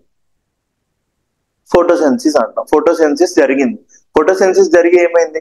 ఫస్ట్ ఓషన్ లోపల ఉన్న కార్బన్ డైఆక్సైడ్ మొత్తాన్ని తీసుకొని ఆక్సిజన్ కింద మార్చింది. తర్వాత ఓషన్ అంతా ఆక్సిజన్ తో నిండిపోయింది. సో ఇప్పుడు ఓషన్ అంతా ఆక్సిజన్, ఇప్పుడు నేను ఒక బాక్స్ ఉంది, ఒక బాక్స్ లోపల ఆక్సిజన్ నింపుతున్నాను. ఆ బాక్స్ అంతా ఆక్సిజన్ నిండిపోతే బయటకు వచ్చేస్తే రాదు. సో అలాగే ఓషన్ నుంచి బయటికి ఆక్సిజన్ అంతా బయటకు వచ్చి ప్రెసెంట్ ఉన్న atmosphere, nitrogen, oxygen, carbon dioxide ఏదైతే కంపోజిషన్ ఉందో అది ఫామ్ అయింది. అర్థమైందా? ఇంట్రెస్టింగ్ ఉందా, చిరాకు ఉందా? చెప్పండి. నీ ఎప్పుడు చెప్తున్నాను, నువ్వు ఎప్పుడు తక్కువ చేసుకో. అందరి మైండ్స్ ఒకటి, అందరికీ 400 గ్రాముల గుజ్జే ఉంటది. నీకు ఎక్స్ట్రా, నాకు తక్కువ, నాకు తక్కువ, నీతో పోలిసి నాకే తక్కువ ఉంటది. ఎందుకంటే నాకు కోడి బుర్ర అంటది అనమాట మా అమ్మ. సో మీతో పోలిసి నాకు తక్కువ ఉంటుంది. నేనే అది చదివినప్పుడు మీరు ఎంత చదవచ్చు. అర్థమైందా? సో నిన్ను నువ్వు అప్లిఫ్ట్ చేసుకో, ఎవరికి ఛాన్స్ అవ్వు. సో ఇక్కడ వరకు అర్థమైందా? నెక్స్ట్ రాయండి, formation of life on Earth.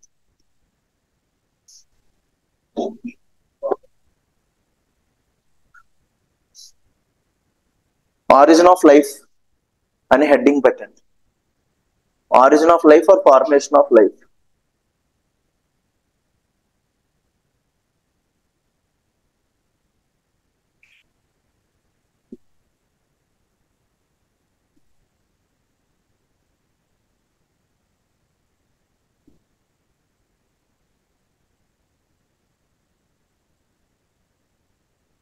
Origin of life or formation of life రాసావా? రాయండి.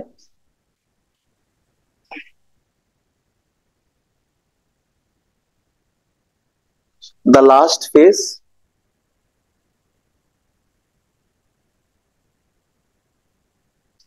the last phase the last phase అంటే ఏం రాశారు?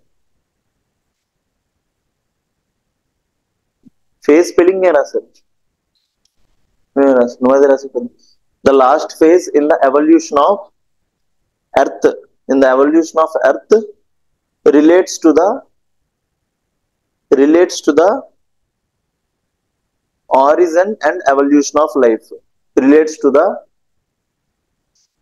origin and evolution of life.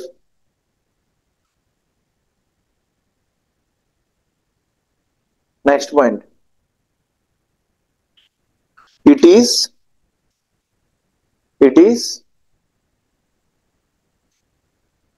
is undoubtedly spelling ఏంటి?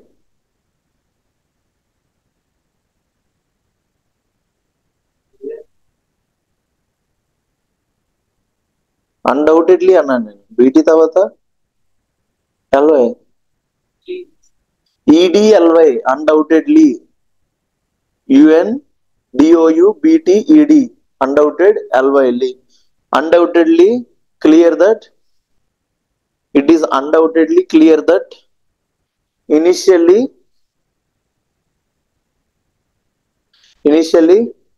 the earth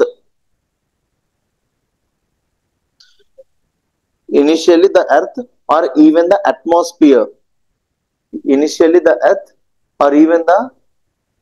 atmosphere of earth was not conducive for the development of life.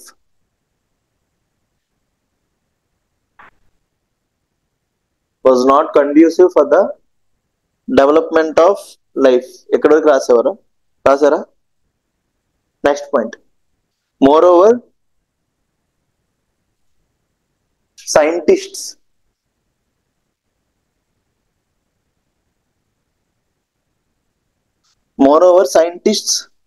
refer to the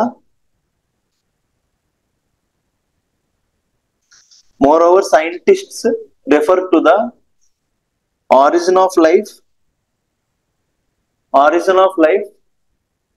as a kind of chemical reaction. Origin of life సైంటిస్టులు ఏమన్నారు? Chemical reaction అన్నారు. ఎందుకు? ఈ carbon dioxide ని use చేసుకొని ఏం form అవుతుంది? Carbon dioxide ని యూజ్ చేసుకొని ఆక్సిజన్ వస్తుంది. సో లైఫ్ అనేది అట్లా ఫామ్ అయింది కాబట్టి it's a kind of chemical reaction అని ఎవరు అన్నారు? సైంటిస్ట్ అన్నారు. నెక్స్ట్ which first generated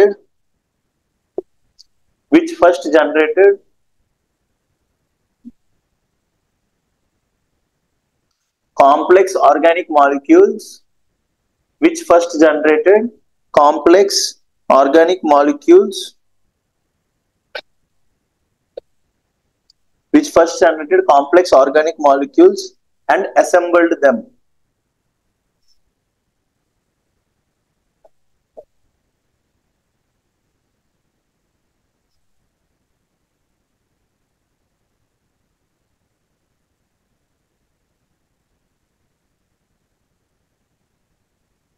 ఎక్కడ వరకు రాశారు? And assembled them కదా. This assemblage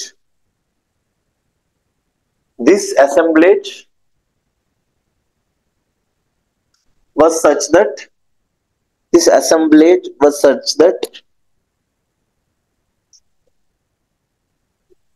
నిద్ర లేదు అసలు 2 days నుంచి. This assemblage was such that they could duplicate themselves.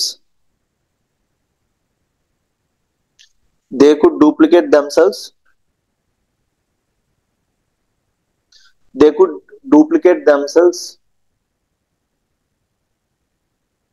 రాసారా? ఇక్కడ ఏమంటున్నాడు? ఇప్పుడు నేను ఉన్నాను, ఇప్పుడు నాకేం క్యాపబిలిటీ ఉంది? నేను ఇంకొక అమ్మాయి కలిసి ఏం ప్రొడ్యూస్ చేయగలం? బేబీస్ ని ప్రొడ్యూస్ చేయగలం లేదా? సో ఇది స్పీషీస్ యొక్క ఫీచర్ అన్నమాట. ఒక ప్లాంట్ ఇంకొక ప్లాంట్ కలిపి ఇంకొక ప్లాంట్ ని తయారు చేస్తాయి. సో అలాగా ఒక్కొక్క స్పీషీస్ కి ఏ క్యాపబిలిటీ వచ్చింది? వాటిని వాళ్ళు డూప్లికేట్ చేసుకొని వాటి పాపులేషన్, లైఫ్ యొక్క పాపులేషన్ పెరగాలని డూప్లికేట్ అవ్వాలి కదా. దాన్ని ఏమంటాం మనం? ప్రోజెనీ అంటాం. ప్రోజెనీ అంటే they have the ability to provide or give fertile offsprings. ఏంటి ఫెర్టైల్ ఆఫ్ స్ప్రింగ్స్? మన పేరెంట్స్ మనకు అన్నారా లేదా? We also have the ability to give children కదా. సో దీనివల్ల మన లైఫ్ ని ఏం చేస్తున్నాం? ఎక్స్టెండ్ చేస్తున్నామా లేదా? సో ఆ ఎబిలిటీ అనేది ఆ స్పీషీస్ కి వచ్చింది అనమాట. ఇక్కడ రాసుకున్నారా? It can be assumed that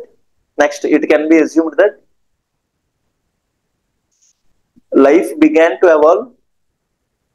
It can be assumed that life began to evolve sometimes 3,800 million years ago.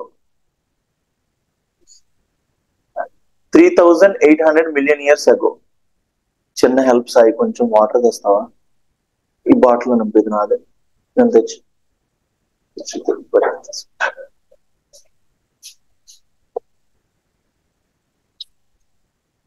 ఇప్పుడు క్వశ్చన్స్ అడుగుతాను.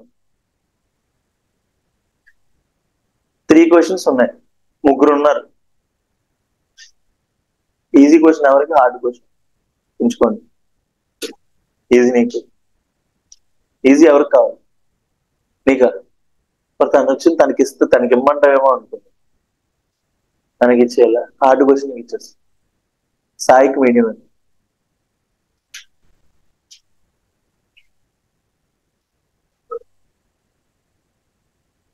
ఎవరు ఆన్లైన్ రాదు? లేవా వాటర్? అయితే వాటర్ ఉంపే,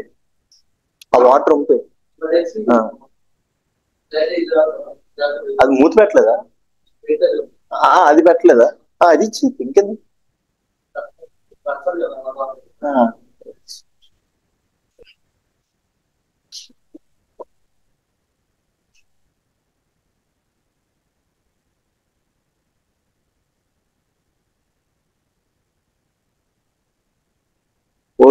రోజుకి 3 to 4 లీటర్స్ వాటర్ తాగండి.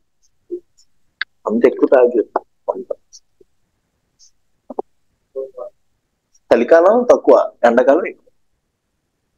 So first question, what is the age of earth? చెప్పు.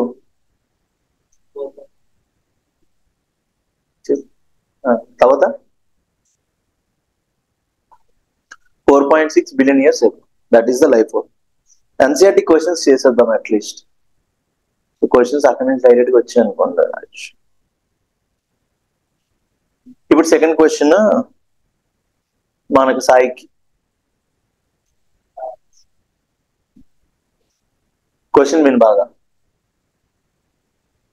Life on earth appeared how many years before present? Earth ఎప్పుడు ఫామ్ అయింది? 4.6 కదా. లైఫ్ లైఫ్ అంటే ఏంటి? లైఫ్ నా వైఫ్ అంటాడు కదా ప్రకాష్, అలాగా ప్రాణం అనేది ఎప్పుడు ఫామ్ అయింది? కొడతాను నేను. యూనివర్స్ అంటే ఏంటి? ఇప్పుడు నోట్స్ లో రాయించాను. కార్బన్ డైఆక్సైడ్ తీసుకొని ఆక్సిజన్ ఫామ్ చేసింది, అప్పుడే లైఫ్ ఫామ్ అయిందని చెప్పాను. ఎప్పుడు ఫామ్ అయింది? ఆస్ట్రాయిడా? నేను లైఫ్ గురించి అడిగాను అబ్బాయి నిన్ను. ఎన్ని సంవత్సరాల క్రితం ఫామ్ అయింది అన్న. అర్థం ఎప్పుడు చెప్పావు నువ్వు? 4.6. లైఫ్ ఎప్పుడు ఫామ్ అయింది? ఇప్పుడే రాశారు. మరి అది చెప్పమంటే ఆస్ట్రాయిడ్, రాక్, గాలి అంటావు. స్టోరీ నిన్నది నేను అడుగుతాను. ఎగ్జామ్ లో నేను స్టోరీ అడుగుతాడా? థర్డ్ క్వశ్చన్, నేను చెప్పిన ప్రతిదీ మీరు నేర్చుకోకపోతే నేను ఊరుకోను, మంచోని కాదు. Third question, which of the following is not related to formation or modification of present atmosphere? Question ఏంటి? Which of the following is not related to formation or modification of present atmosphere? Solar winds, degassing, photosynthesis, differentiation. ఈ ఇట్ల లోపల atmosphere ని modify చేయని agent ఒకటి ఉంది, ఏంటది?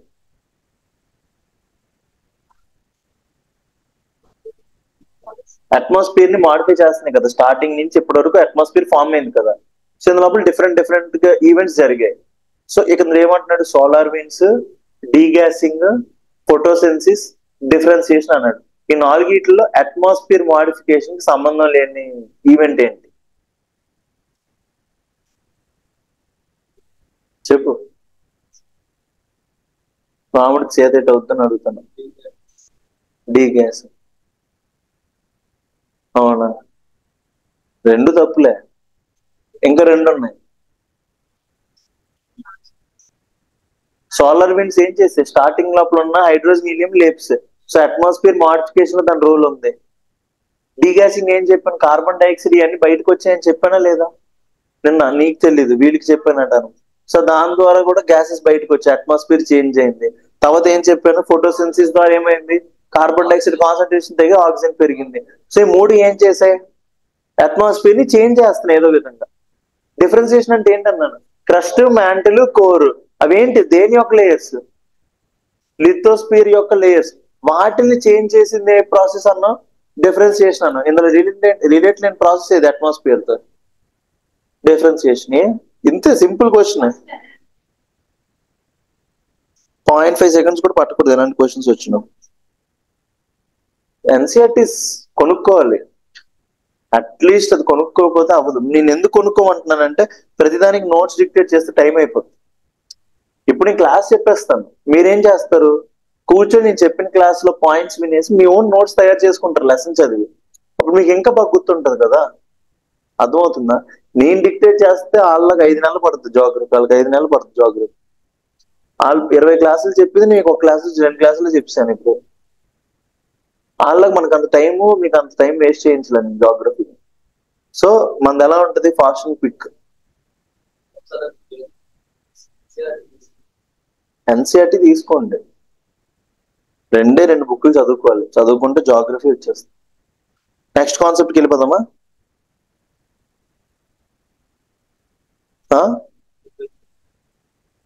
ఎన్ని రేపులు అయిపోయాయి? పదమే అదోలో ఉంది నాకు. షాప్స్ ఏందిరా? ఎన్సీఆర్టీని డౌన్లోడ్ చేసుకుని జెరాక్స్ తీయించుకోవడానికి. నాకు చెప్తారు స్టోరీలు, నాకు అర్థం కాదు. మీ స్టోరీలు అన్ని చూసి వచ్చినాను. Interior of the earth next heading ఏంటి?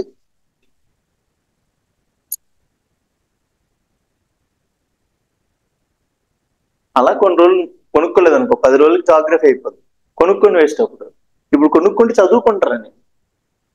నేనేం తను తీసుకెళ్ళి అమ్మేసుకుంటున్నా వేరే ఆవిడకి. మరి ఇంకే.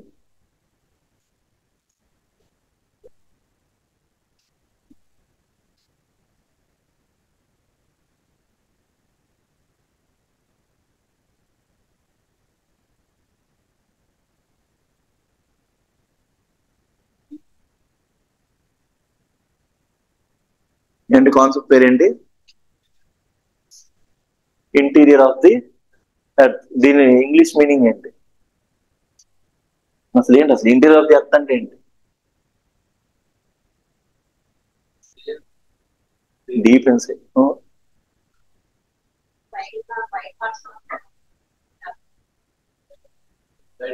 చెప్పు మళ్ళీ చెప్పు. నేనే కదా, చెప్పండి. తెలుసు కదా, మొహం అర్థమైంది కదా, చెప్పండి పర్లేదు.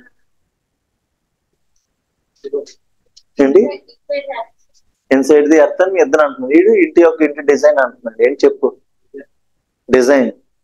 మా నీకు ఎంత ప్రాబ్లం అంటే నీతో నాకు 100 క్వశ్చన్స్ ఇస్తే 100కి తప్పు పెడతావురా నువ్వు. ఇంటీరియర్ ఆఫ్ ది ఎర్త్ అంటే సో చూడండి, ఇది ఇంట్రెస్టింగ్ కాన్సెప్ట్. ఈ లెసన్ చాలా బాగుంటుంది, ఇంట్రెస్టింగ్. సో సో ఏంటంటే ఇది ఎర్త్. ఎర్త్ ఇట్లానే కదా ఉంటుంది. ఎర్త్ యొక్క షేప్ ఏంటి? జియాయిడ్. ఎర్త్ యొక్క షేప్ ఏంటి?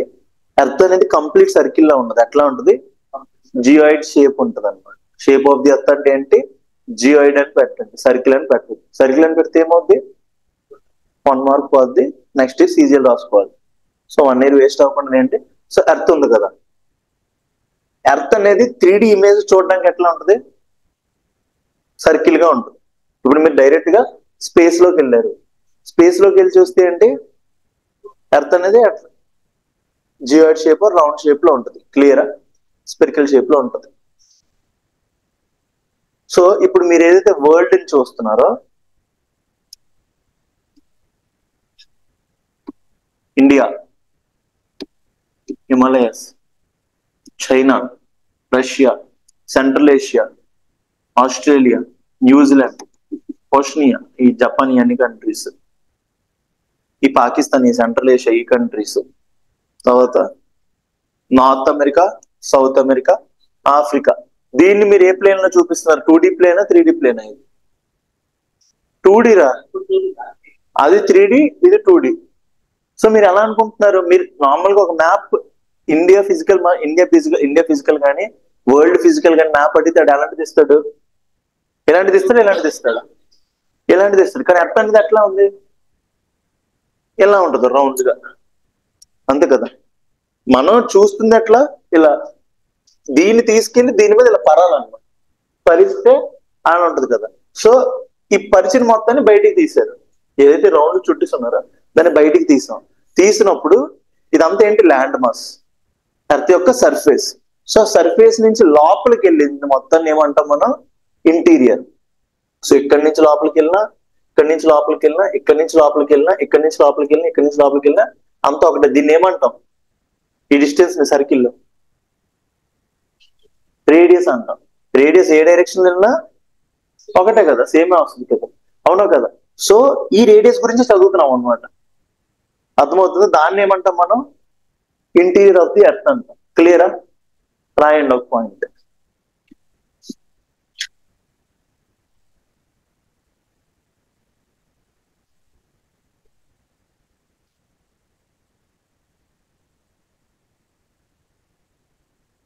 The configuration, the configuration, the configuration of the AC కొట్టేస్తుందా? The configuration of the configuration of the surface of the earth. ఏంటి అంత చిన్న వర్డ్స్ రాస్తున్నావు? మొత్తం అన్ని సబ్జెక్టులకి ఇదే నోట్స్ అనా? మరి రాయి కొంచెం పెద్దగా. అబ్బాయికి అసలు అర్థం అవుతా? అదేదో చైనీస్ సినిమా చూస్తున్నట్టు ఉంది అడిగి. The configuration of the surface of the earth is largely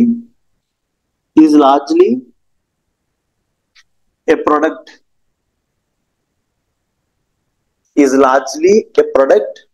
of the processes operating in the interior of the earth. ఏంటి రాసే స్టేట్మెంట్ చెప్పు. Of this surface of the earth is largely important on the process operating in the interior of the earth. అందులో ఆ point ఏం చెప్తుంది హర్షి? ఆ point ఏం చెప్తుంది చెప్పు.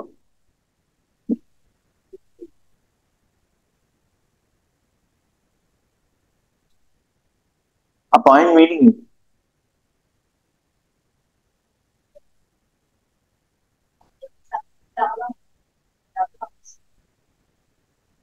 దాంట్లో అంత మీనింగ్ ఉందా? నువ్వు ప్రొడక్ట్ అంటే మ్యాథ్స్ లో ప్రొడక్ట్ అంటున్నావు. బా చెప్పండి చెప్పండి, ఇంత మంచిగా వస్తాయని తెలియదు నాకు. చెప్పండి ఏంటి దాని అర్థం ఏంటి? చదవండి ఒకసారి. మీకు చదివితే ఏం అర్థమైందో చెప్పండి. మీకు ఒక మంచి ఎగ్జాంపుల్ చెప్తాను, నవ్వు కూడా వస్తుంది. గూగుల్లో కొట్టు.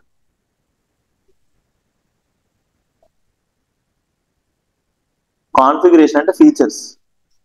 కాన్ఫిగరేషన్ అంటే ఫీచర్స్. ఇప్పుడు నువ్వు ఫోన్ కొనడానికి వెళ్తాడు ఏమంటాడు? ఫీచర్స్ కి ఇంకొక నేమ్ ఏంటి? కాన్ఫిగరేషన్ ఆఫ్ ది మొబైల్ అంటారు. మన మొబైల్ షాపులు దాన్ని ఏం చేస్తాం? ఫీచర్స్ చేస్తాం. కానీ ఫోన్ తయారు చేసిన వాళ్ళు వాళ్ళందరూ ఏ భాష మాట్లాడతారు? కాన్ఫిగరేషన్ అంటారు. సో ఇప్పుడు నీ మొబైల్ కొన్నావు, కాన్ఫిగరేషన్ ఏంటి? నీకు ఎంత జీబీ కావాలి? సినిమా ఎక్కువ చూస్తావు తక్కువ చూస్తావా? ఎక్కువ చూస్తావు కాబట్టి నీకు 56 జీబీ కావాలి. నువ్వు ఫోటోలు ఎక్కువ దిగుతావు తక్కువ దిగుతావా? తక్కువ దిగుతావు. హర్షి ఫోటోలు దిగదు, సో తనకి కెమెరా అంత ఇంపార్టెంట్ కదా. నువ్వు కెమెరా ఇంపార్టెంట్, నువ్వు గట్టి ఫోటోలు దిగుతావు, సో నీకు ఎంపీ ఎక్కువ ఉంటుంది. నువ్వు పక్కోళ్ళకి తీస్తావు. నేను ఫోటోలు ఎక్కువ దిగుతాను కాబట్టి నాకు కెమెరా ఇంపార్టెంట్. నువ్వు తీస్తావు, సో నీకు కూడా ఫొటోస్ తీయడం అలవాటు కాబట్టి నీకు కెమెరా చూసుకుంటారు. ఇంకొకరు ఏంటి, మనడు మూవీ చూస్తా అంటాడు, మనడు డిస్ప్లే చూసుకుంటాడు. సో దిస్ ఆల్ థింగ్స్ ఏంటి?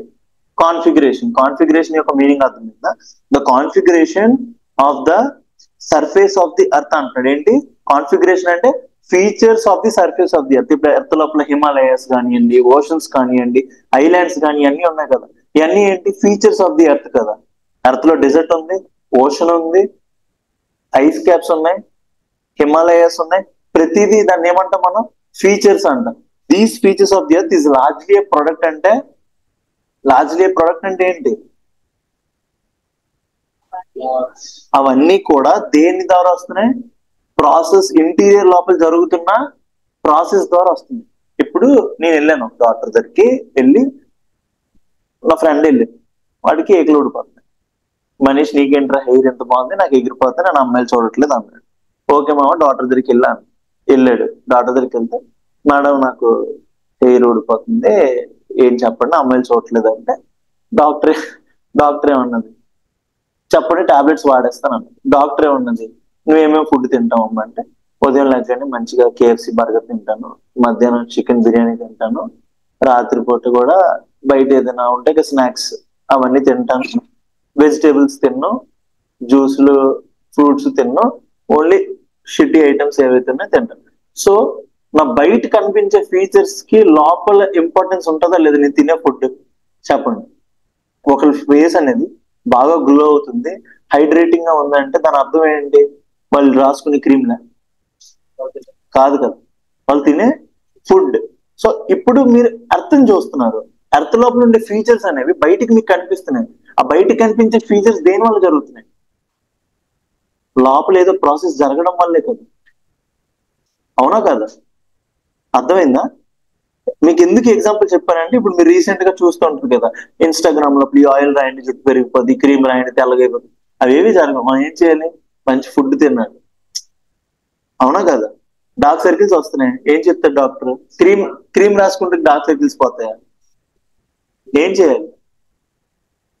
పడుకోవాలి, నైట్ టైం పడుకోవాలి, పొగలు లేచి ఉండాలి. ఇలాంటి పనులు చేస్తే డార్క్ సర్కిల్స్ పోతాయి. సో అవన్నీ దేని ద్వారా జరుగుతాయి? Internal process, actional process? So actional process కాదు. సో ఈ ఫీచర్ గురించి చదువుతున్నాం అనమాట. మన ఎర్త్ లోపల జరిగే ప్రతి ప్రాసెసెస్ అంటే ఏంటి? ఎర్త్ క్వేక్ వస్తుందా లేదా? సునామీ వస్తుంది, డిఫరెంట్ థింగ్స్ అన్ని ఫామ్ అవుతున్నాయి, డిఫరెంట్ థింగ్స్ అన్ని జరుగుతున్నాయి. హిమాలయస్ ఫామ్ అయ్యాయి, డిజర్ట్ ఉంది, అన్ని ఉన్నాయి. ఒక దగ్గర ల్యాండ్ ఉంది, ఒక దగ్గర ఓషన్ ఉంది. ప్రతి దాని గురించి తెలుసుకోవాలంటే ఏం తెలుసుకోవాలి మనం? ఎర్త్ లోపల ఏముందో తెలుసుకోవాలా లేదు? ఎర్త్ లోపల ఏముందో ఏం జరుగుతుందో తెలిస్తే మనం బయటికి ఏం జరుగుతుందో తెలుస్తుంది. ఇప్పుడు ఒక డిప్రెస్డ్ గా కూర్చొని ఉన్నాడు క్లాస్ లో, మీరేమంటారు? మీకు ఒక ఫ్రెండ్ వెళ్ళి అడుగుతారు, ఇప్పుడు మనోడి పేరేంటి, వెంకటేష్. వెంకటేష్ డిప్రెస్డ్ కూర్చొని ఉన్నాడు, నేను అడుగుతాను ఏమైంది అని అడుగుతాను సాయిని. అడిగి సాయి ఏమంటాడు? ఆ లోపల ఏముందో నాకు తెలియస్తాను అంటాడు. అంతే కదా. సో అలాగా వెంకటేష్ గురించి తెలియాలంటే ఏం తెలియాలి? డిప్రెస్డ్ ఎందుకు ఉన్నాడు, వాళ్ళ లోపల ఏముందో తెలియాలి, అవునా కదా. సో అదే ప్రాసెస్ గురించి చదివేది ఏంటి? ఇంటీరియర్ ఆఫ్ ది ఎర్త్ తెలిసి చదువుకుంటే ఏం తెలుస్తుంది మనకి? బయట జరిగే ప్రతి ప్రాసెస్ తెలుస్తుంది. ఆ పాయింట్ యొక్క సిగ్నిఫికెన్స్ అర్థమవుతుందా? The configuration of the surface of the earth is largely a product of the processes operating in the interior of the earth. ఇక్కడ వరకు రాశారా? నెక్స్ట్ రాయండి. ఎక్సోజెనిక్ ట్రిపుల్ ఎక్స్ సోప్ కాదు, exogenic EXOGENIC. Exogenic as well as endogenic processes. ఏంటి? EXOGENIC, exogenic as well as endogenic. Endogenic అంటే ENDO, endogenic. Exo అంటే ఏంటి? సంస్కారం అంతే సోప. ఎక్సో అంటే బయట, ఎండో అంటే లోపల. Exogenic as well as endogenic processes. Endogenic, endonic tonic కాదు అది. Exogenic as well as endogenic processes are constantly shaping the landscape, are constantly shaping the landscape. Cameras తీస్తారు కదా మీ ఇద్దరు, ల్యాండ్స్కేప్ అంటే ఏంటి? ఫోటో సిస్టమ్ అన్నాడు, చెప్పండి ల్యాండ్స్కేప్ అంటే ఏంటి?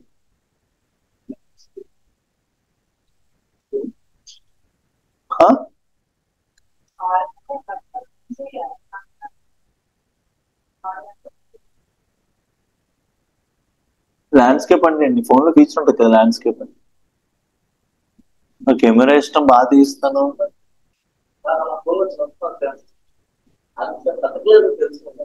ల్యాండ్స్కేప్ అంటే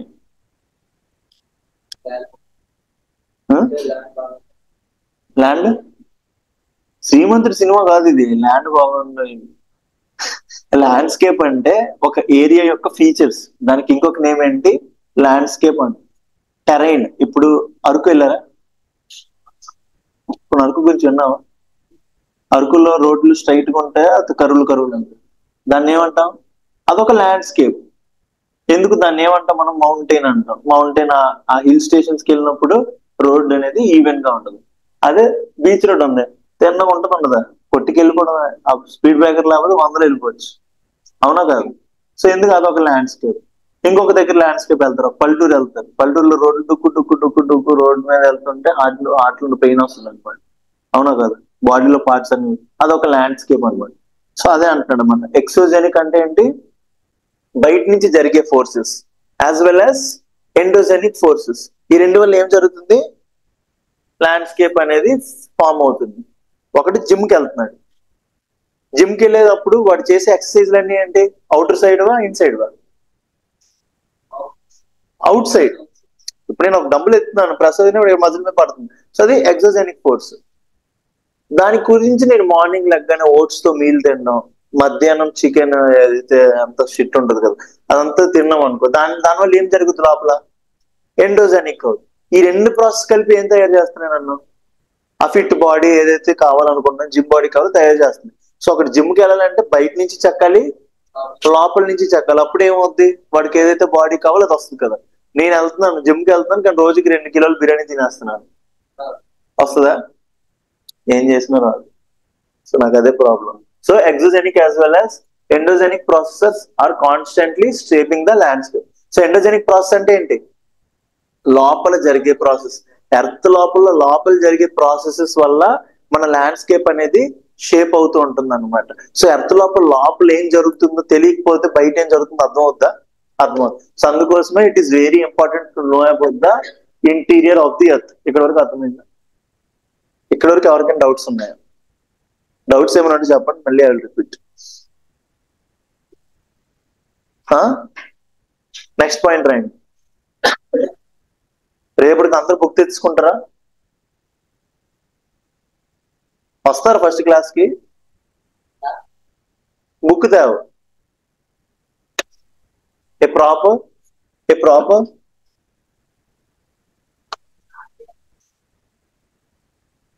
వీళ్ళు ఏమో సాటర్డే కల్లా కొనుక్కో. నాకంటే బద్దకంలా ఉన్నారు కదా మీరు. అసలు నేను అది కూడా చేయని అవసరం లేదు. డైరెక్ట్ గా ఈ బుక్ ఇందులో డౌన్లోడబుల్ బుక్ ఇందులోపల డౌన్లోడ్ అయిపోతుంది. ఫోన్ లోపల డౌన్లోడ్ చేసుకొని జెరాక్స్ షాప్కి వెళ్తే, అసలు జెరాక్స్ షాప్కి వెళ్ళి ఆ పీడిఎఫ్ డౌన్లోడ్ చేసి నాకు జెరాక్స్ ఇచ్చారని ఇచ్చేస్తాను.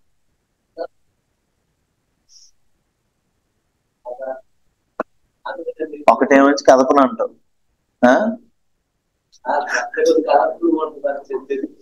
అన్ని మీ మాటలేరా బాబు. కలర్ఫుల్ కావాలి, సిలక కావాలని నేనేం చేస్తాను. ఓకే రాయండి. A proper understanding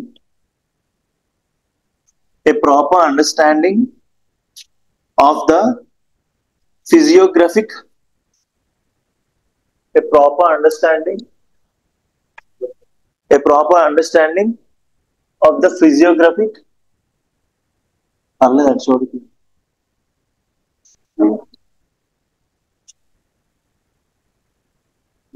a proper understanding ఇప్పుడు అంత టైం లేదు మమ్మల్ని. A proper understanding of the physiographic character of the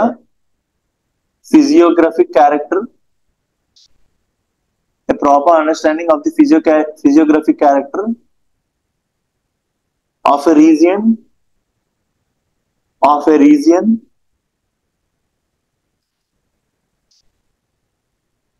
remains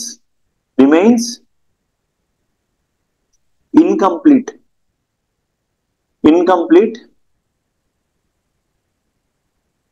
if the effects of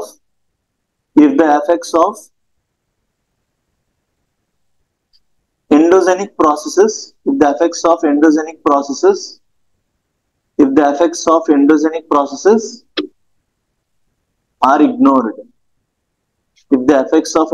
processes are ignored. ఈ స్టేట్మెంట్ అర్థం ఏంటి?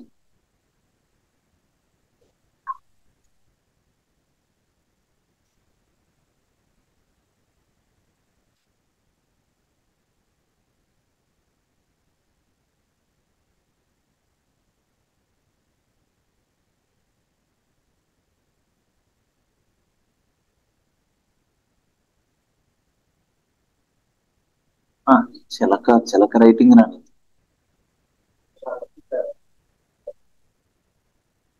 డబుల్ వర్క్ వద్దు. చెప్తున్నారు చెప్పండి. అదే దాని మీనింగ్.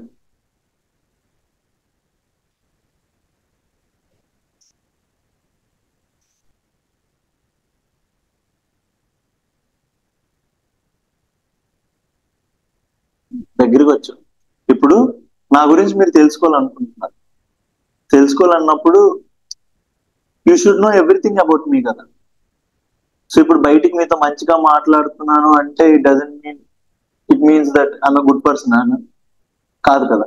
నా గురించి మీకు కంప్లీట్ గా తెలియాలంటే నేను నాకు కోపం వచ్చినప్పుడు ఎట్లా బిహేవ్ చేస్తాను, లేకపోతే నేను సైగ్గా ఉన్నప్పుడు ఎలా బిహేవ్ చేస్తాను అన్ని మీకు తెలిస్తేనే నా గురించి మీకు తెలిసినట్టు కదా. సో ఇప్పుడు ఎర్త్ యొక్క సైకో ఫ్రెండ్స్ అడిగితే తెలుస్తుందా? నా ఫ్రెండ్స్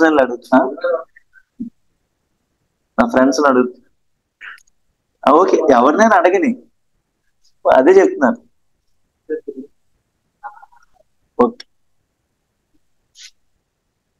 ఓకే ఇప్పుడు హిమాలయాస్ ఉన్నాయి, ఇవి ఉన్నాయి, ఎక్సెట్రా ఉన్నాయి. సో వాటి గురించి మీకు తెలుసుకోవాలంటే మీరు లోపల ఏం జరుగుతుందో తెలుసుకోవాలి. ఒకవేళ తెలుసుకోకుండా డైరెక్ట్ గా వెళ్ళిపోయారు అనుకోండి, ఏమవుతుంది మీకు? అందుకే అంటారు ఏదైనా తెలియని లొకేషన్స్ కి వెళ్ళినప్పుడు వాటి గురించి తెలుసుకొని వెళ్ళండి, ఆ టెరైన్స్ గురించి తెలుసుకోండి. ఇప్పుడు లదాఖ్ ట్రిప్ ఏ ట్రిప్స్ వెళ్తుంటారు, వెళ్ళినప్పుడు అక్కడ తెలుసుకుంటూ వెళ్ళండి, అక్కడ మంచు పర్వతాలు కరెక్ట్ గా ఉండవు, దానివల్ల మీరు చనిపోయే ఛాన్సెస్ ఉంటాయి అంటారు. ఎందుకంటారు? సో మీరు ఏదైనా తెలియకుండా ఏదైనా ఫాస్ట్ ఫార్వర్డ్ చేసినప్పుడు ప్రాబ్లమ్స్ వస్తాయి రావా? సో అట్లనే proper understanding of the physiography character. Physiography అంటే ఏంటి? ఫిజియో అంటే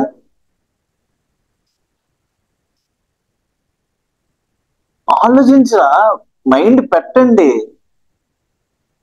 నా ఫేస్ అంత బాగుంది, నన్ను డైరెక్ట్ నా కంటిలో చూస్తే నాకు తెలియదు, అది కాకుండా అడగండి, చూడండి.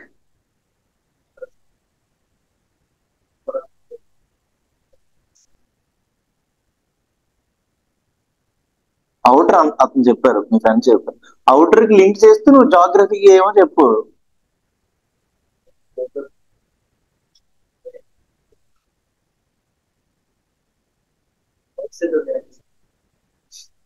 ఏంటి అవుట్ సైడ్ ఉంది?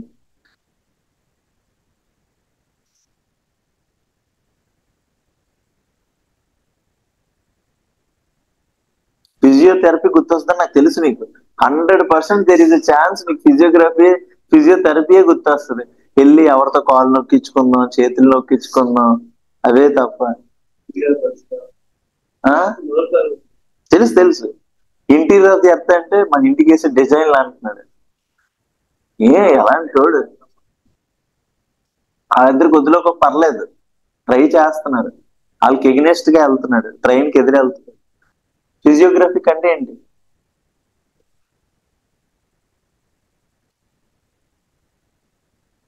గ్రఫీ అంటే ఏంటి? ఫిజియోగ్రఫిక్ అన్నాడు కదా. సో మన ఎర్త్ యొక్క ఫిజికల్ ఫీచర్స్ ఉన్నాయా? ఇండియా ఉంది, ఇండియా యొక్క ఫిజికల్ ఫీచర్స్ ఏంటంటే, ఇండియా యొక్క ఫిజికల్ ఫీచర్స్ ఏంటంటే హిమాలయాస్ ఉన్నాయా లేదా? తర్వాత ప్లెయిన్స్, అతను చెప్తే. తర్వాత ప్లెయిన్స్ ఉన్నాయి, ప్లెయిన్స్ పక్కన డెజర్ట్ ఉంది, డెజర్ట్ కింద ప్లాట్యూ ఉంది, ప్లాట్యూ తర్వాత వెస్టర్న్ ఘాట్స్ ఉన్నాయి, వెస్టర్న్ ఘాట్స్ తర్వాత ఈస్ట్. ప్రతిదీ చెప్తాను, రాకపోయినా ఇప్పుడేం భయపడద్దు. వెస్టర్న్ ఘాట్స్ ఉన్నాయి, ఈస్టర్న్ ఘాట్స్ ఉన్నాయి. ఇటువైపు ఏముంది? ఇటువైపు ఇవన్నీ రికార్డ్ అయిపోయి ఎటు వెళ్ళిపోతే మాత్రం. ఇటువైపు ఏం చేస్తుంది? ఓషన్ కాదు, సీ అండి. పెద్ద చెరువా? నేను అడిగిన తప్ప మిగతాదన్నీ చెప్తావు, అదేంటో. ఇటువైపు ఏముంటది?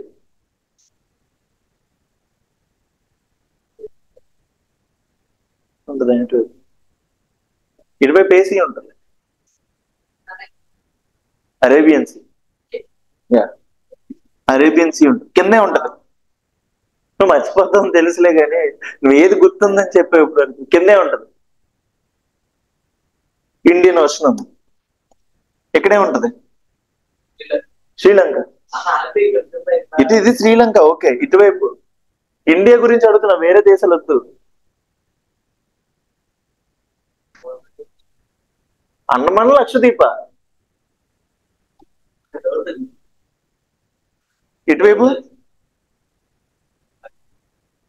ఇటువైపు లక్షద్వీప్. ఇటువైపు ఏముంటాయి? సిక్కిం ఎక్కడ? ఇటువైపు ఏమేమి ఉంటాయి? ఇటువైపు కూడా ఈస్టర్న్ హిమాలయాస్ ఉంటాయి. సో ఇక్కడ ఏముంటాయి? అరుణాచల్ హిల్స్, తర్వాత Naga hills, money hills, Mizo hills. ఇక్కడ ఏముంటాయి? త్రిపుర ఉంటుంది. ఇదంతా ఏంటి? అస్సాం. ఇదంతా అరుణాచల్. అరుణాచల్ లోపల నాగా, నీషి, ఆ హిల్స్ అన్ని ఉంటాయి. ఇవన్నీ ఏంటి? Physiographic features of the India, అవునా కదా? ఇవన్నీ ఏంటి? Physiographic features of the India. ఇందులోపల ఏముంది? ఒక ప్లాట్యూ ఉంది. మనం ఉంటుంది ఎక్కడ ఉన్నాం? మనం ప్లాట్యూ లోపల ఉన్నాం. ఇంకా ప్లెయిన్స్ ఉన్నాయి, గంగా రివర్, ఈ రివర్స్, యమునా రివర్ అన్ని రావడం వల్ల ఈ యూపీ, బీహార్ ఈ రీజియన్ అంతా ఏమంటాం మనం? ప్లెయిన్ రీజియన్ అంటాం. ఇంకేమున్నాయి మీద? హిమాలయస్ ఉన్నాయి. ఇటువైపు ఏముంది? థార్ డెజర్ట్ ఉంది. ఇక్కడ ఏమున్నాయి? ఐలాండ్స్ ఉన్నాయి. ఒక్కొక్కటి ఫామ్ అవడానికి ఒక్కొక్క ఫిజియోగ్రఫీ. ఇవన్నీ physiographic features of the India కదా. ఇవన్నీ ఒకవేళ ఒకే ప్రాసెస్ వల్ల ఫామ్ అయ్యాయి అనుకోండి, అన్నిటికీ ఒకటే కదా. ఇప్పుడు మీరు దోశ వండాలి, ఇడ్లీ వండాలి, వడ వండాలి, డిఫరెంట్ డిఫరెంట్ వంటలు వండాలి అనుకుంటున్నారు. అన్నిటిని సేమ్ ప్రాసెస్ వాడతారా, డిఫరెంట్ డిఫరెంటా? అవునా? సో అలాగే ఐలాండ్ ఫామ్ అవ్వాలంటే ఒక ప్రాసెస్ ఉంటుంది. అలాగే ప్లాట్యూ ఫామ్ అవ్వాలంటే ఒక ప్రాసెస్ ఉంటుంది. ప్లెయిన్ ఫామ్ అవ్వాలంటే ఒక ప్రాసెస్ ఉంటుంది. హిమాలయస్ ఫామ్ అవ్వాలంటే ఒక ప్రాసెస్ ఉంటుంది. డెజర్ట్స్ ఫామ్ అవ్వాలన్నా ఒక ప్రాసెస్ ఉంటుంది. ఈ అన్ని ప్రాసెసెస్ బయట ఉన్న వాటి గురించి తెలియాలంటే లోపల ఏం జరుగుతుందో తెలియాలా లేదా? సో దాని గురించి తెలియాలంటే మనకి ఏ లెసన్ తెలియాలి? దేవర కథ తెలియాలి. అంతేనా? దాని గురించి ఏం తెలియాలి? ఇంటీరియర్ ఆఫ్ ది ఎర్త్ తెలియాలి. ఇంటీరియర్ షవర్మా చెప్పు చెప్పు చెప్పు చెప్పు లోపలే ఉందో చెప్పే. కిందకి ఆ పెద్ద చెప్పు. మల్లడుతా అసలు ఇంకేం స్టార్ట్ చేయలేదు. జస్ట్ ఓన్లీ ఎర్త్ మీదకి దిగాం ఎప్పుడే యూనివర్స్ నుంచి ఎక్కి. అది వీళ్ళకి మెయిన్ ఏంటంటే జాగ్రఫీ ఓన్లీ, వరల్డ్ లేదు, ఇండియా ఉంది. సో దీని గురించి ఒక బేసిక్ అండర్స్టాండింగ్ చెప్పేసి ఇండియా ఫీచర్స్ ప్రతిదీ డెప్త్ గా చెప్పాలి కదా, ఫ్యాక్ట్స్ అవి కూడా. మైండ్ లో ఎప్పుడు ఆ ఫీచర్ తీసి ఆ పురుగుని తీసేయని చెప్తున్నాను. నాకు ఆ పురుగుని మాట వస్తే తీసుకొచ్చి చూపిస్తుంది. సో అర్థమైందా ఇంటీరియర్ ఆఫ్ ది ఎర్త్ గురించి? ఇంటీరియర్ ఆఫ్ ది ఎర్త్ ఎందుకు తెలుసుకోవాలి, అర్థమైందా? క్లియరా? సోర్సెస్ ఏంటి? సోర్సెస్ ఏమన్నాడు ఇప్పుడు? ఇందాక మన సాయి బాగానే చెప్పాడు. నా నా లోపల ఏముందో తెలియాలంటే ఎవరిని అడగాలన్నాడు? ఫ్రెండ్స్ ని అడగాలి. అలాగే ఎర్త్ యొక్క ఇంటీరియర్ తెలుసుకోవాలంటే సోర్సెస్ తెలియాలి కదా. సో సోర్సెస్ అనేవి రెండు రకాలు ఉంటాయి. ఎన్ని రకాలు? రెండు రకాలు. ఏంటి ఏంటి?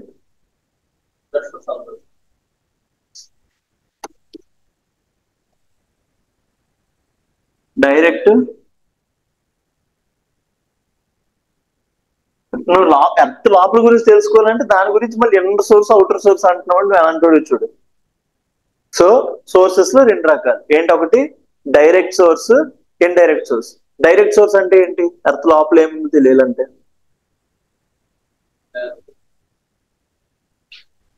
చెప్పు. అదే డైరెక్ట్ గా ఏమేమి చేస్తే. ఇప్పుడు ఎర్త్ ఉంది. ఎర్త్ అనేది ఎక్కడ నువ్వు క్రస్ట్ మీద ఉన్నావు. క్రస్ట్ తర్వాత ఏముంటది అన్నాను? మ్యాంటిల్. మ్యాంటిల్ తర్వాత ఏముంటది అన్నాను? కోర్. ఇది ఒకంతా కలిపి ఒక 6500 కిలోమీటర్లు అనుకుందాం. సెంటర్ ఆఫ్ ది ఎర్త్ లో ఎంత టెంపరేచర్ ఉంటుంది? ఎంత ఉంటుంది టెంపరేచర్? ఎవ్రీ 1 కిలోమీటర్ కి 6.5 డిగ్రీస్ టెంపరేచర్ కిందకి వెళ్ళే కొద్ది పెరుగుద్ది, మీదకి వెళ్ళే కొద్ది తగ్గుద్ది అనుకుందాం. సో అలా వెళ్ళినప్పటికి చాలా ఎక్కువ టెంపరేచర్ ఉంటుంది. అవునా కదా? ఆ టెంపరేచర్ లో మనం బతకగలమా?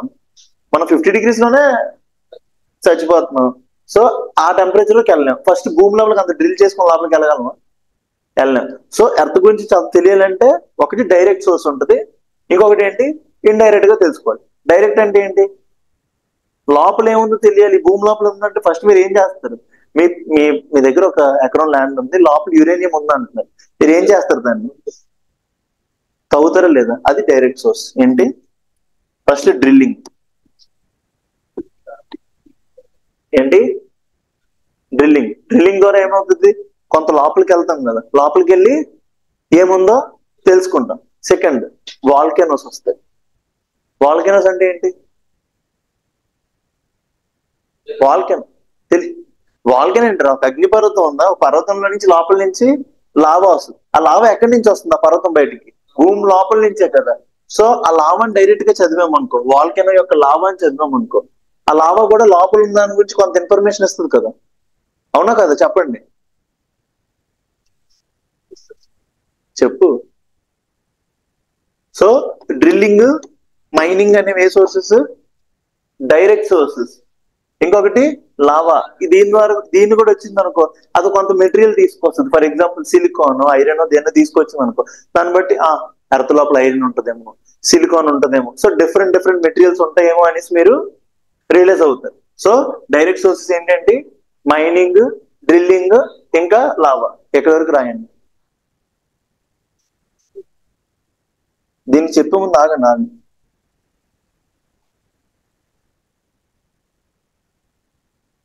First, sources of information about the interior. Sources of information about the interior. Sources of information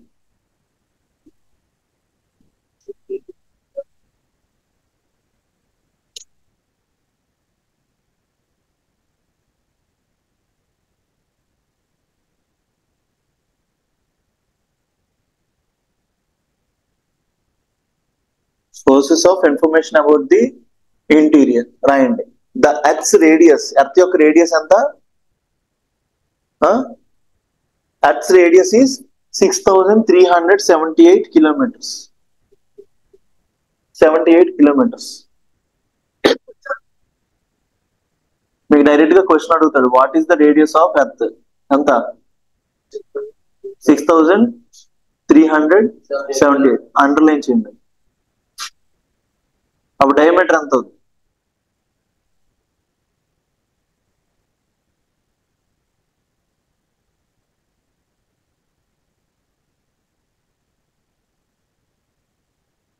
ఎంత అవుతుంది డయామీటర్?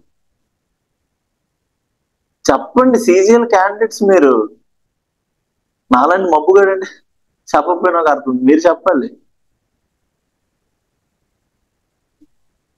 డయామీటర్ ఎంత అండి? రేడియస్ ఎంత ఉంది? 12,000. ఎగ్జాక్ట్ నెంబర్ కావాలి నాకు.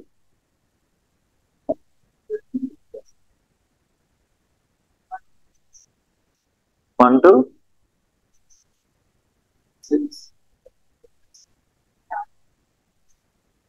దాన్ని ఇంటూ 2 చేస్తే ఎంత వస్తుంది? అవునా? పక్కా 6,000 కలిపితే ఎంత? 12,000 అవుతుంది కదా. 12,056. అదే 12,756. ఇంకొక 100 ఎక్కడే వేస్తావు కన్ను. 12,756.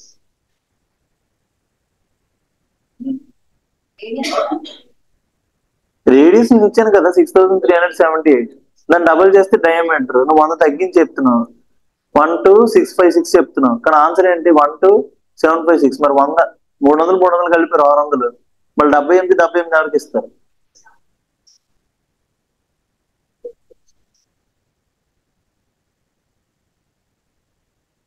అర్థమవుతుందా? ఏం చాలా గట్టిగా చేయాలి మీరు maths.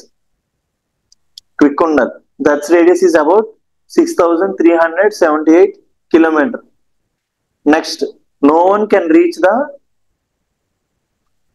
center of the earth. Center of the earth reach avvalamente. No one can reach the center of the earth and make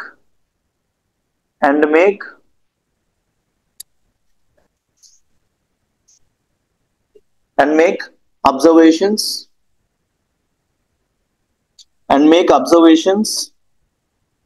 or collect samples. Make observations or collect samples of the material. లోపల ఏముందో ఎవడు లోపలికి reach అవ్వలేడు. అవునా కదా? ఈ 6,700 kilometers ఎవడైనా లోపలికి వెళ్ళగలండి. Radius లోపలికి వెళ్ళేసి ఎవడో చేయలేదు. So we use 2 techniques. ఒకటేంటి డైరెక్ట్ సోర్సెస్, ఇంకొకటి ఏంటి ఇండైరెక్ట్ సోర్సెస్. సో ఇప్పుడు డైరెక్ట్ సోర్సెస్ అని పెట్టండి.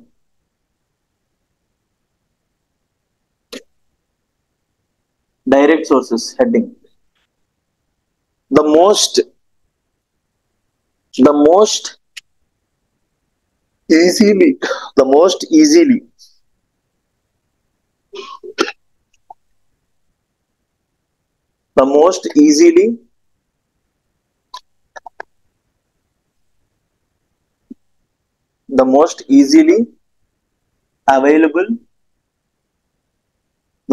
easily available solid earth material. The most easily available solid earth material is surface rocks. Rocks అనేవి గట్టి సాలిడా కాదా? Are the rocks we get from mining areas. Are the rocks we get from mining areas.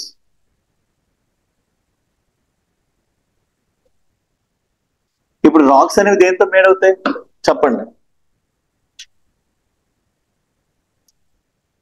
Rock అనేది దేంతో made అవుతుంది? Racks ఆ made up of రాయి ఉంది, కొడుతుంటారు కదా మీరు తీసి రోడ్డు మీద. ఆ రాయి ఏదైతే ఉందో అది దేంతో మేడ్ అయి ఉంది? శాండ్. శాండ్ అనేది ఓకే, క్వార్జైట్ అనేది శాండ్ తో మేడ్ అయి ఉంటుంది అనుకో. సో శాండ్ లోపల ఏముంటది? ఏంటిది? అవే ఏ పార్టికల్స్? ఎలిమెంట్సా కాదా? సిలికాన్. సిలికాన్ అనేది శాండ్ లోపల ఉంటుంది. ఇప్పుడు కొన్ని రాక్స్ లోపల ఐరన్ ఉంటుంది, కొన్ని రాక్స్ లోపల డిఫరెంట్ డిఫరెంట్ మెటీరియల్స్ ఉంటాయి. సో ఈ రాక్స్ అనేవి దేంతో మేడ్ అవుతాయి? డిఫరెంట్ డిఫరెంట్ ఎలిమెంట్స్ తో మేడ్ అవుతాయి కదా. ఈ ఎలిమెంట్స్ అనేవి ఎక్కడి నుంచి వస్తున్నాయి? ఇంటీరియర్ ఆఫ్ ది ఎర్త్ నుంచే కదా వస్తున్నాయి. మనం ఏం మాట్లాడుకున్నాం? లోపలికి వెళ్ళే కొద్ది డెన్సిటీ ఏమవుతుందని మాట్లాడుకున్నాం, పెరిగిపోద్దని మాట్లాడు. ఎర్త్ ఏమన్నాం మనం? ఒక హాట్ గ్లాస్ ఆఫ్ మిల్క్ అన్నాం. మిల్క్ మీద ఏముంటది? మేగడ. దాని యొక్క డెన్సిటీ ఎక్కువ ఉంటుంది తక్కువ ఉంటుందా? తక్కువ. లోపలికి వెళ్ళే కొద్ది ఏవైతే ఉంటాయో డెన్సర్ పార్టికల్స్ అన్ని కిందకు ఉంటాయి. సో ఒక రాక్ అనేది ఏంటి? డిఫరెంట్ డిఫరెంట్ మినరల్స్ తో మేడ్ అయి ఉంటుంది కదా. సో మీకు ఎర్త్ లోపల ఏమేమి ఉన్నాయో తెలుసుకోవాలంటే రాక్స్ నుంచి చదివితే సరిపోద్ది కదా. రాక్స్ లోపల ఉండే మినరల్స్ అనేవి ఎర్త్ లో ఉన్నవే కదా. ఇప్పుడు నేను మీకు ఒక ఫుడ్ తీసుకొని వచ్చాను, ఫుడ్ తీసుకొని వస్తే నేను ఇండియాలో దొరికే ఐటమ్స్ తోనే కదా, వరల్డ్ లో దొరికే ఐటమ్స్ తోనే కదా డిష్ తయారు చేయగలను. బయట ఏదో మార్స్ నుంచో మూడు నుంచో ఏదో తీసుకొచ్చి మీకు చేయలేను కదా. చెప్పండి, క్లియరా? సో అదే అన్నమాట. ఫస్ట్ ఏంటి? ఫస్ట్ డైరెక్ట్ సోర్స్ ఏంటి? The most easily available solid earth material is surface rocks are the rocks we get from mining. So next examples రాయండి అందులోపల. ఫస్ట్ డైరెక్ట్ సోర్స్ ఏంటి? Rocks. Examples: gold mines in Africa, gold mines in South Africa are as deep as 3 to 4 kilometers. చూడండి, ఆ South Africa లోపల mines 3-4 kilometre లోపలికి drill చేస్తారండి. కిందకి వెళ్ళే కొద్ది టెంపరేచర్ ఇంక్రీజ్ అవుతా డిక్రీజ్ అవుతా? ఇంకోటి ఉంది అంటార్క్టికా లోపల 12 kilometers. లోపలికి వెళ్ళే కొద్ది టెంపరేచర్ ఇంక్రీజ్ అవుతా డిక్రీజ్ అవుతా? ఇంక్రీజ్ అవుతుంది కదా. సో 3 to 4 kilometers లోపలికి వెళ్తే ఎట్లా ఉంటుంది? మీరు కేజీఎఫ్ మూవీ చూసారా? చూడలేదా? మూవీ చూడరా? సో కేజీఎఫ్ మూవీ అక్కడ కింద వేడి ఎలా ఉంటుంది? అలా డ్రిల్లింగ్ చేస్తూ ఉంటాయి. డ్రిల్లింగ్ చేసిన వాళ్ళు మీరు ఎప్పుడైనా మూవీస్ ఏమైనా చూసారనుకోండి, వాళ్ళకి ఫుల్ చాలా వేడి ఎక్కువ ఉంటది అనమాట. అందుకే 3 గంటలు 2 గంటలు షిఫ్ట్లే ఉంటాయి వాళ్ళకి. ఆ లోపల హీట్ లోపల మన బాడీ అనేది పని చేయలేదు. సో ఆ 3 to 4 kilometers లోపల diamond mines or gold mines ఉంటాయి ఆఫ్రికా లోపల. సో అక్కడి నుంచి వచ్చే రాక్స్ ద్వారా కూడా ఇన్ఫర్మేషన్ తెలుస్తుంది కదా interior of the Earth. So example ఏంటి? Gold mines in South Africa has 3 to 4 kilometers. Next, going beyond this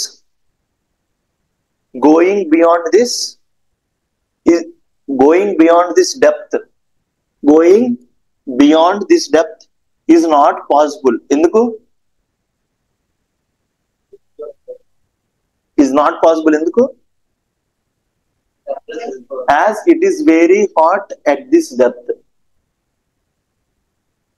Going beyond this is not possible as it is very hot at this depth.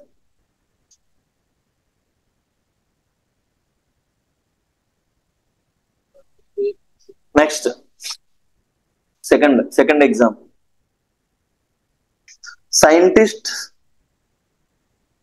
Scientists world over అంటే ప్రపంచమంతా ఉన్న scientists world over are working on two major projects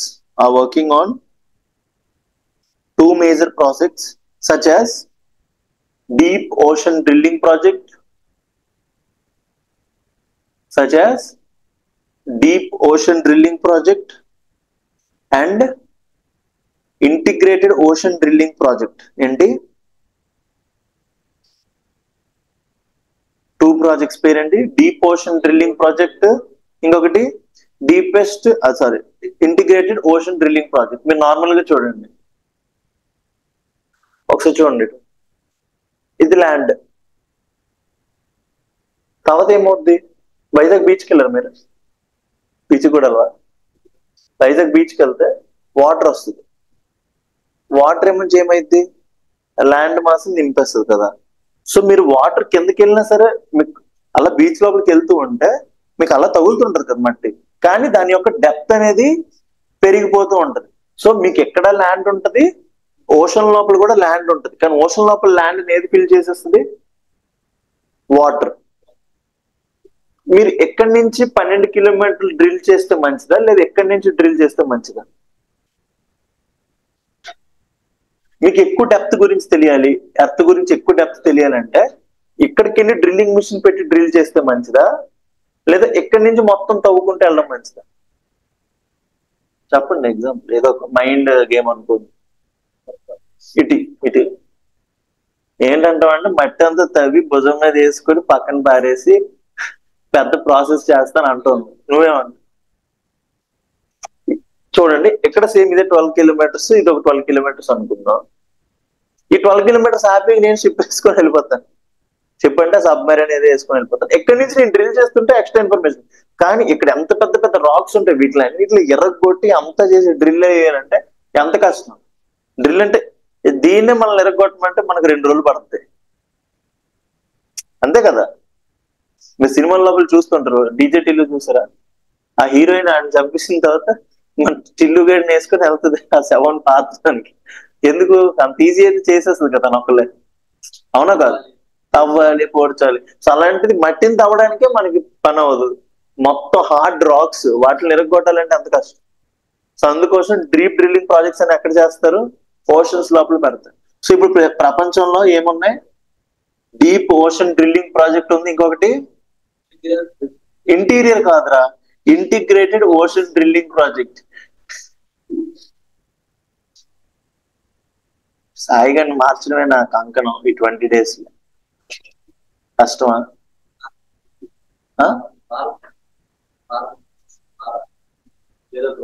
ఎలా చెప్తున్నారు sir? మరక మంచిది ఎలా చెప్తున్నారు? Integrated ocean drilling project, right. The deepest drill, ప్రపంచంలోనే ద డీపెస్ట్ డ్రిల్ ఎక్కడ ఉంది? ఇది చెప్తే 5 రూపీస్ చాక్లెట్. ఇప్పటికే 5 రూపీస్ చాక్లెట్ హర్షి గెలిచింది. సో నెక్స్ట్ 5 రూపీస్ చాక్లెట్ ఎవరిదో చూడాలి. ద డీపెస్ట్ డ్రిల్, ప్రపంచంలోనే డీపెస్ట్ డ్రిల్ ఎక్కడ చేస్తున్నారు? అదే లొకేషన్.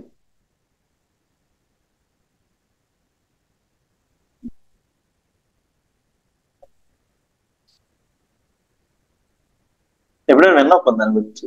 అంతలపురం మీదకి ఎత్తిలా అంటున్నా. The deepest drill at Kola in Arctic Ocean.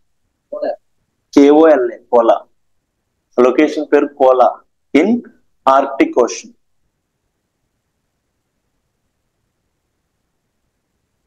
has so far reached a depth of 12 kilometers. Has reached a depth of 12 kilometers. So ప్రపంచంలో ఉన్న డీపెస్ట్ డ్రిల్ ఎంత తవ్వారు? కోలా ఎంత తవ్వారు? 12 kilometers. ఎర్త్ యొక్క రేడియస్ ఎంత? అదే చెప్తున్నాను, ఎర్త్ యొక్క రేడియస్ ఎంత?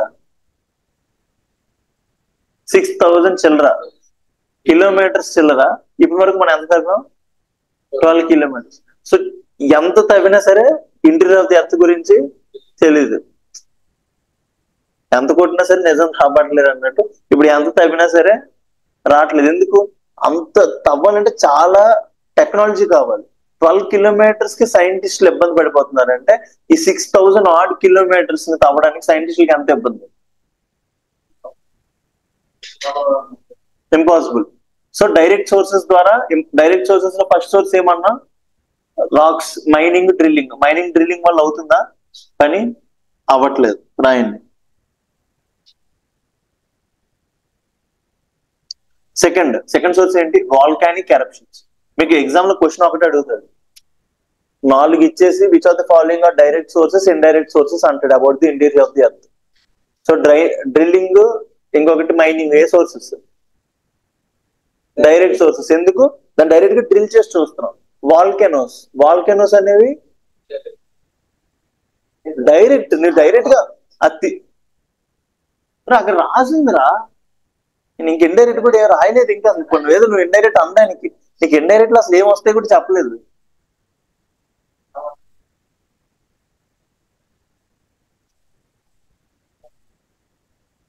Volcanic eruptions, second one. Volcanic eruptions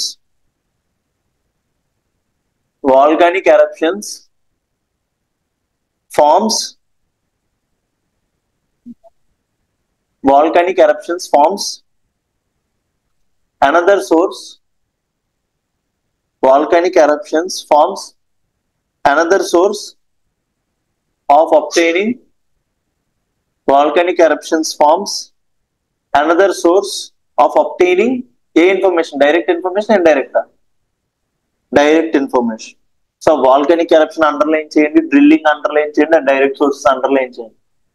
Volcanic eruptions forms another source of obtaining direct information. Next, as and when the molten material, molten, MOLTN, molten. మీరు ఈ మధ్య ఇన్స్టాగ్రామ్ లో కొన్ని వస్తుంటాయి, హాట్ లావా తీసుకెళ్లి ఒక ప్లాస్టిక్ బాటిల్ మీద వేయడం. సో దానివల్ల రియాక్షన్ ఏం జరుగుతుంది? ఒక ఫ్రూట్ మీద వేయడం. ఇలా ఉంటాయి కదా సైంటిఫిక్. నాకు అలాంటివి చూడడం ఇష్టం అనమాట. సో ఇలాంటివి ఇన్స్టాగ్రామ్ లో ఎక్కువ వస్తుంటాయి. ఆ హాట్ లావా అనేది ఏంటి? ఒక మాల్టనే కదా, సాలిడ్ కాదు అది, అలాని లిక్విడ్ కాదు.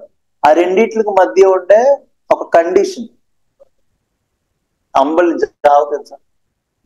అది సాలిడ్ గా ఉండదు, అలా అని లిక్విడ్ గా ఉంటది. ఎలా ఉంటది? జిగట్ గా మాల్టెన్ గా ఉంటది అనమాట. ఇక్కడ అదే అంటాడు, వాల్కానిక్ ఎరప్షన్ వచ్చే లావా అనేది ఎట్లా ఉంటది? మాల్టెన్ స్టేజ్ లో ఉంటది అనమాట. As and when molten material bracket లో మ్యాగ్మా అని రాయండి. ఏంటి?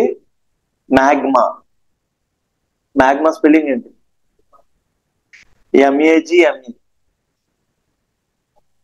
MAGMA. Magma is thrown onto the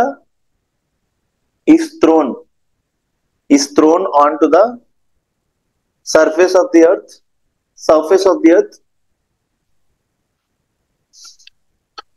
Is thrown onto the surface of the earth during. ఎప్పుడు వస్తుంది లావా బయటికి? ఈ లావా ఎప్పుడు వస్తుంది బయటికి?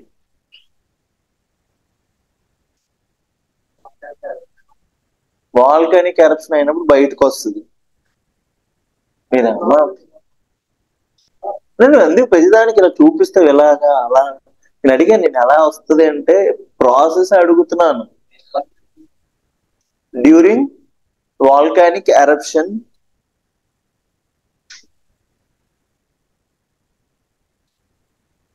రాశారు ఎక్కడి వరకు? However, it is difficult to ascertain. Ascertain spelling ఏంటి?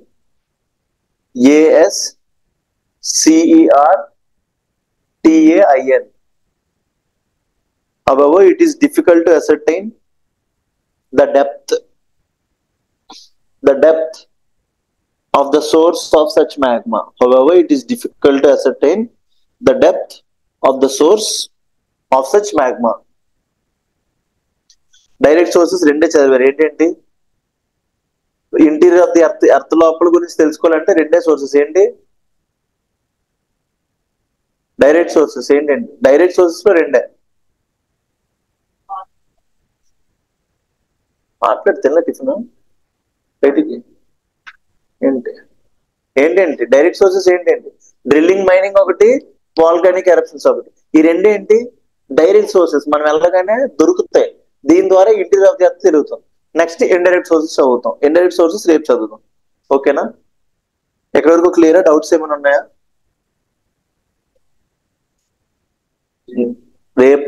రేపటికి ఎన్సీఆర్టీస్ కావాలి. శనివారం, వచ్చే శనివారం పని అవుతుంది. రేపటికి కావాలి. నీకు క్లారిటీ పిక్చర్ కావాలంటే బిల్ తెచ్చుకో, లేదా జెరాక్స్ తీచ్చు. లేదా ముగ్గురులో ఎవరికైనా ఇక్కడ సిటీలో ఉన్న వాళ్ళు ఉన్నారా? మీరు సిటీ అయినా తను అడగండి, తను వెళ్తే ముగ్గురికి కొనేవానండి.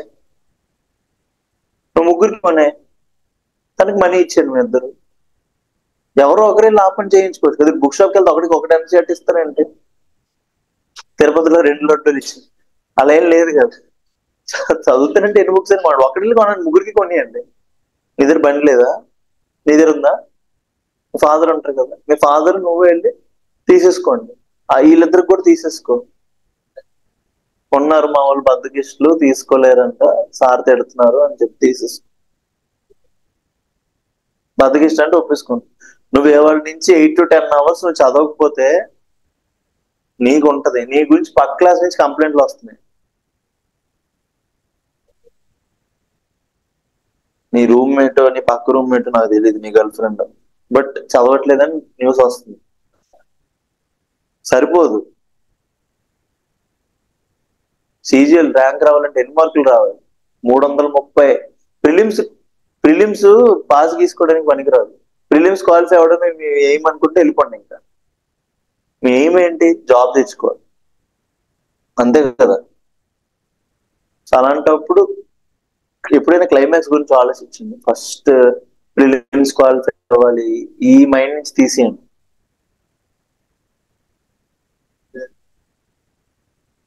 డైలాగ్స్ మాత్రం సినిమాటిక్ లెవెల్, ఇంకా డైలాగ్స్ నేను వదలొద్దు.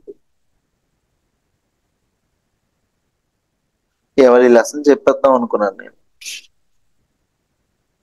ఎన్సీఆర్టీస్ పక్కా కొనుక్కుంది నేను. ఎందుకంటే ఒక 5 to 6 days లోపల బేసిక్స్ చెప్పేసి మన ఇండియా ఫిజికల్లోకి వెళ్ళిపోతాం. ఏదైతే ఇంపార్టెంట్, ఎంత స్లోగా వెళ్తే పని అవుతుంది.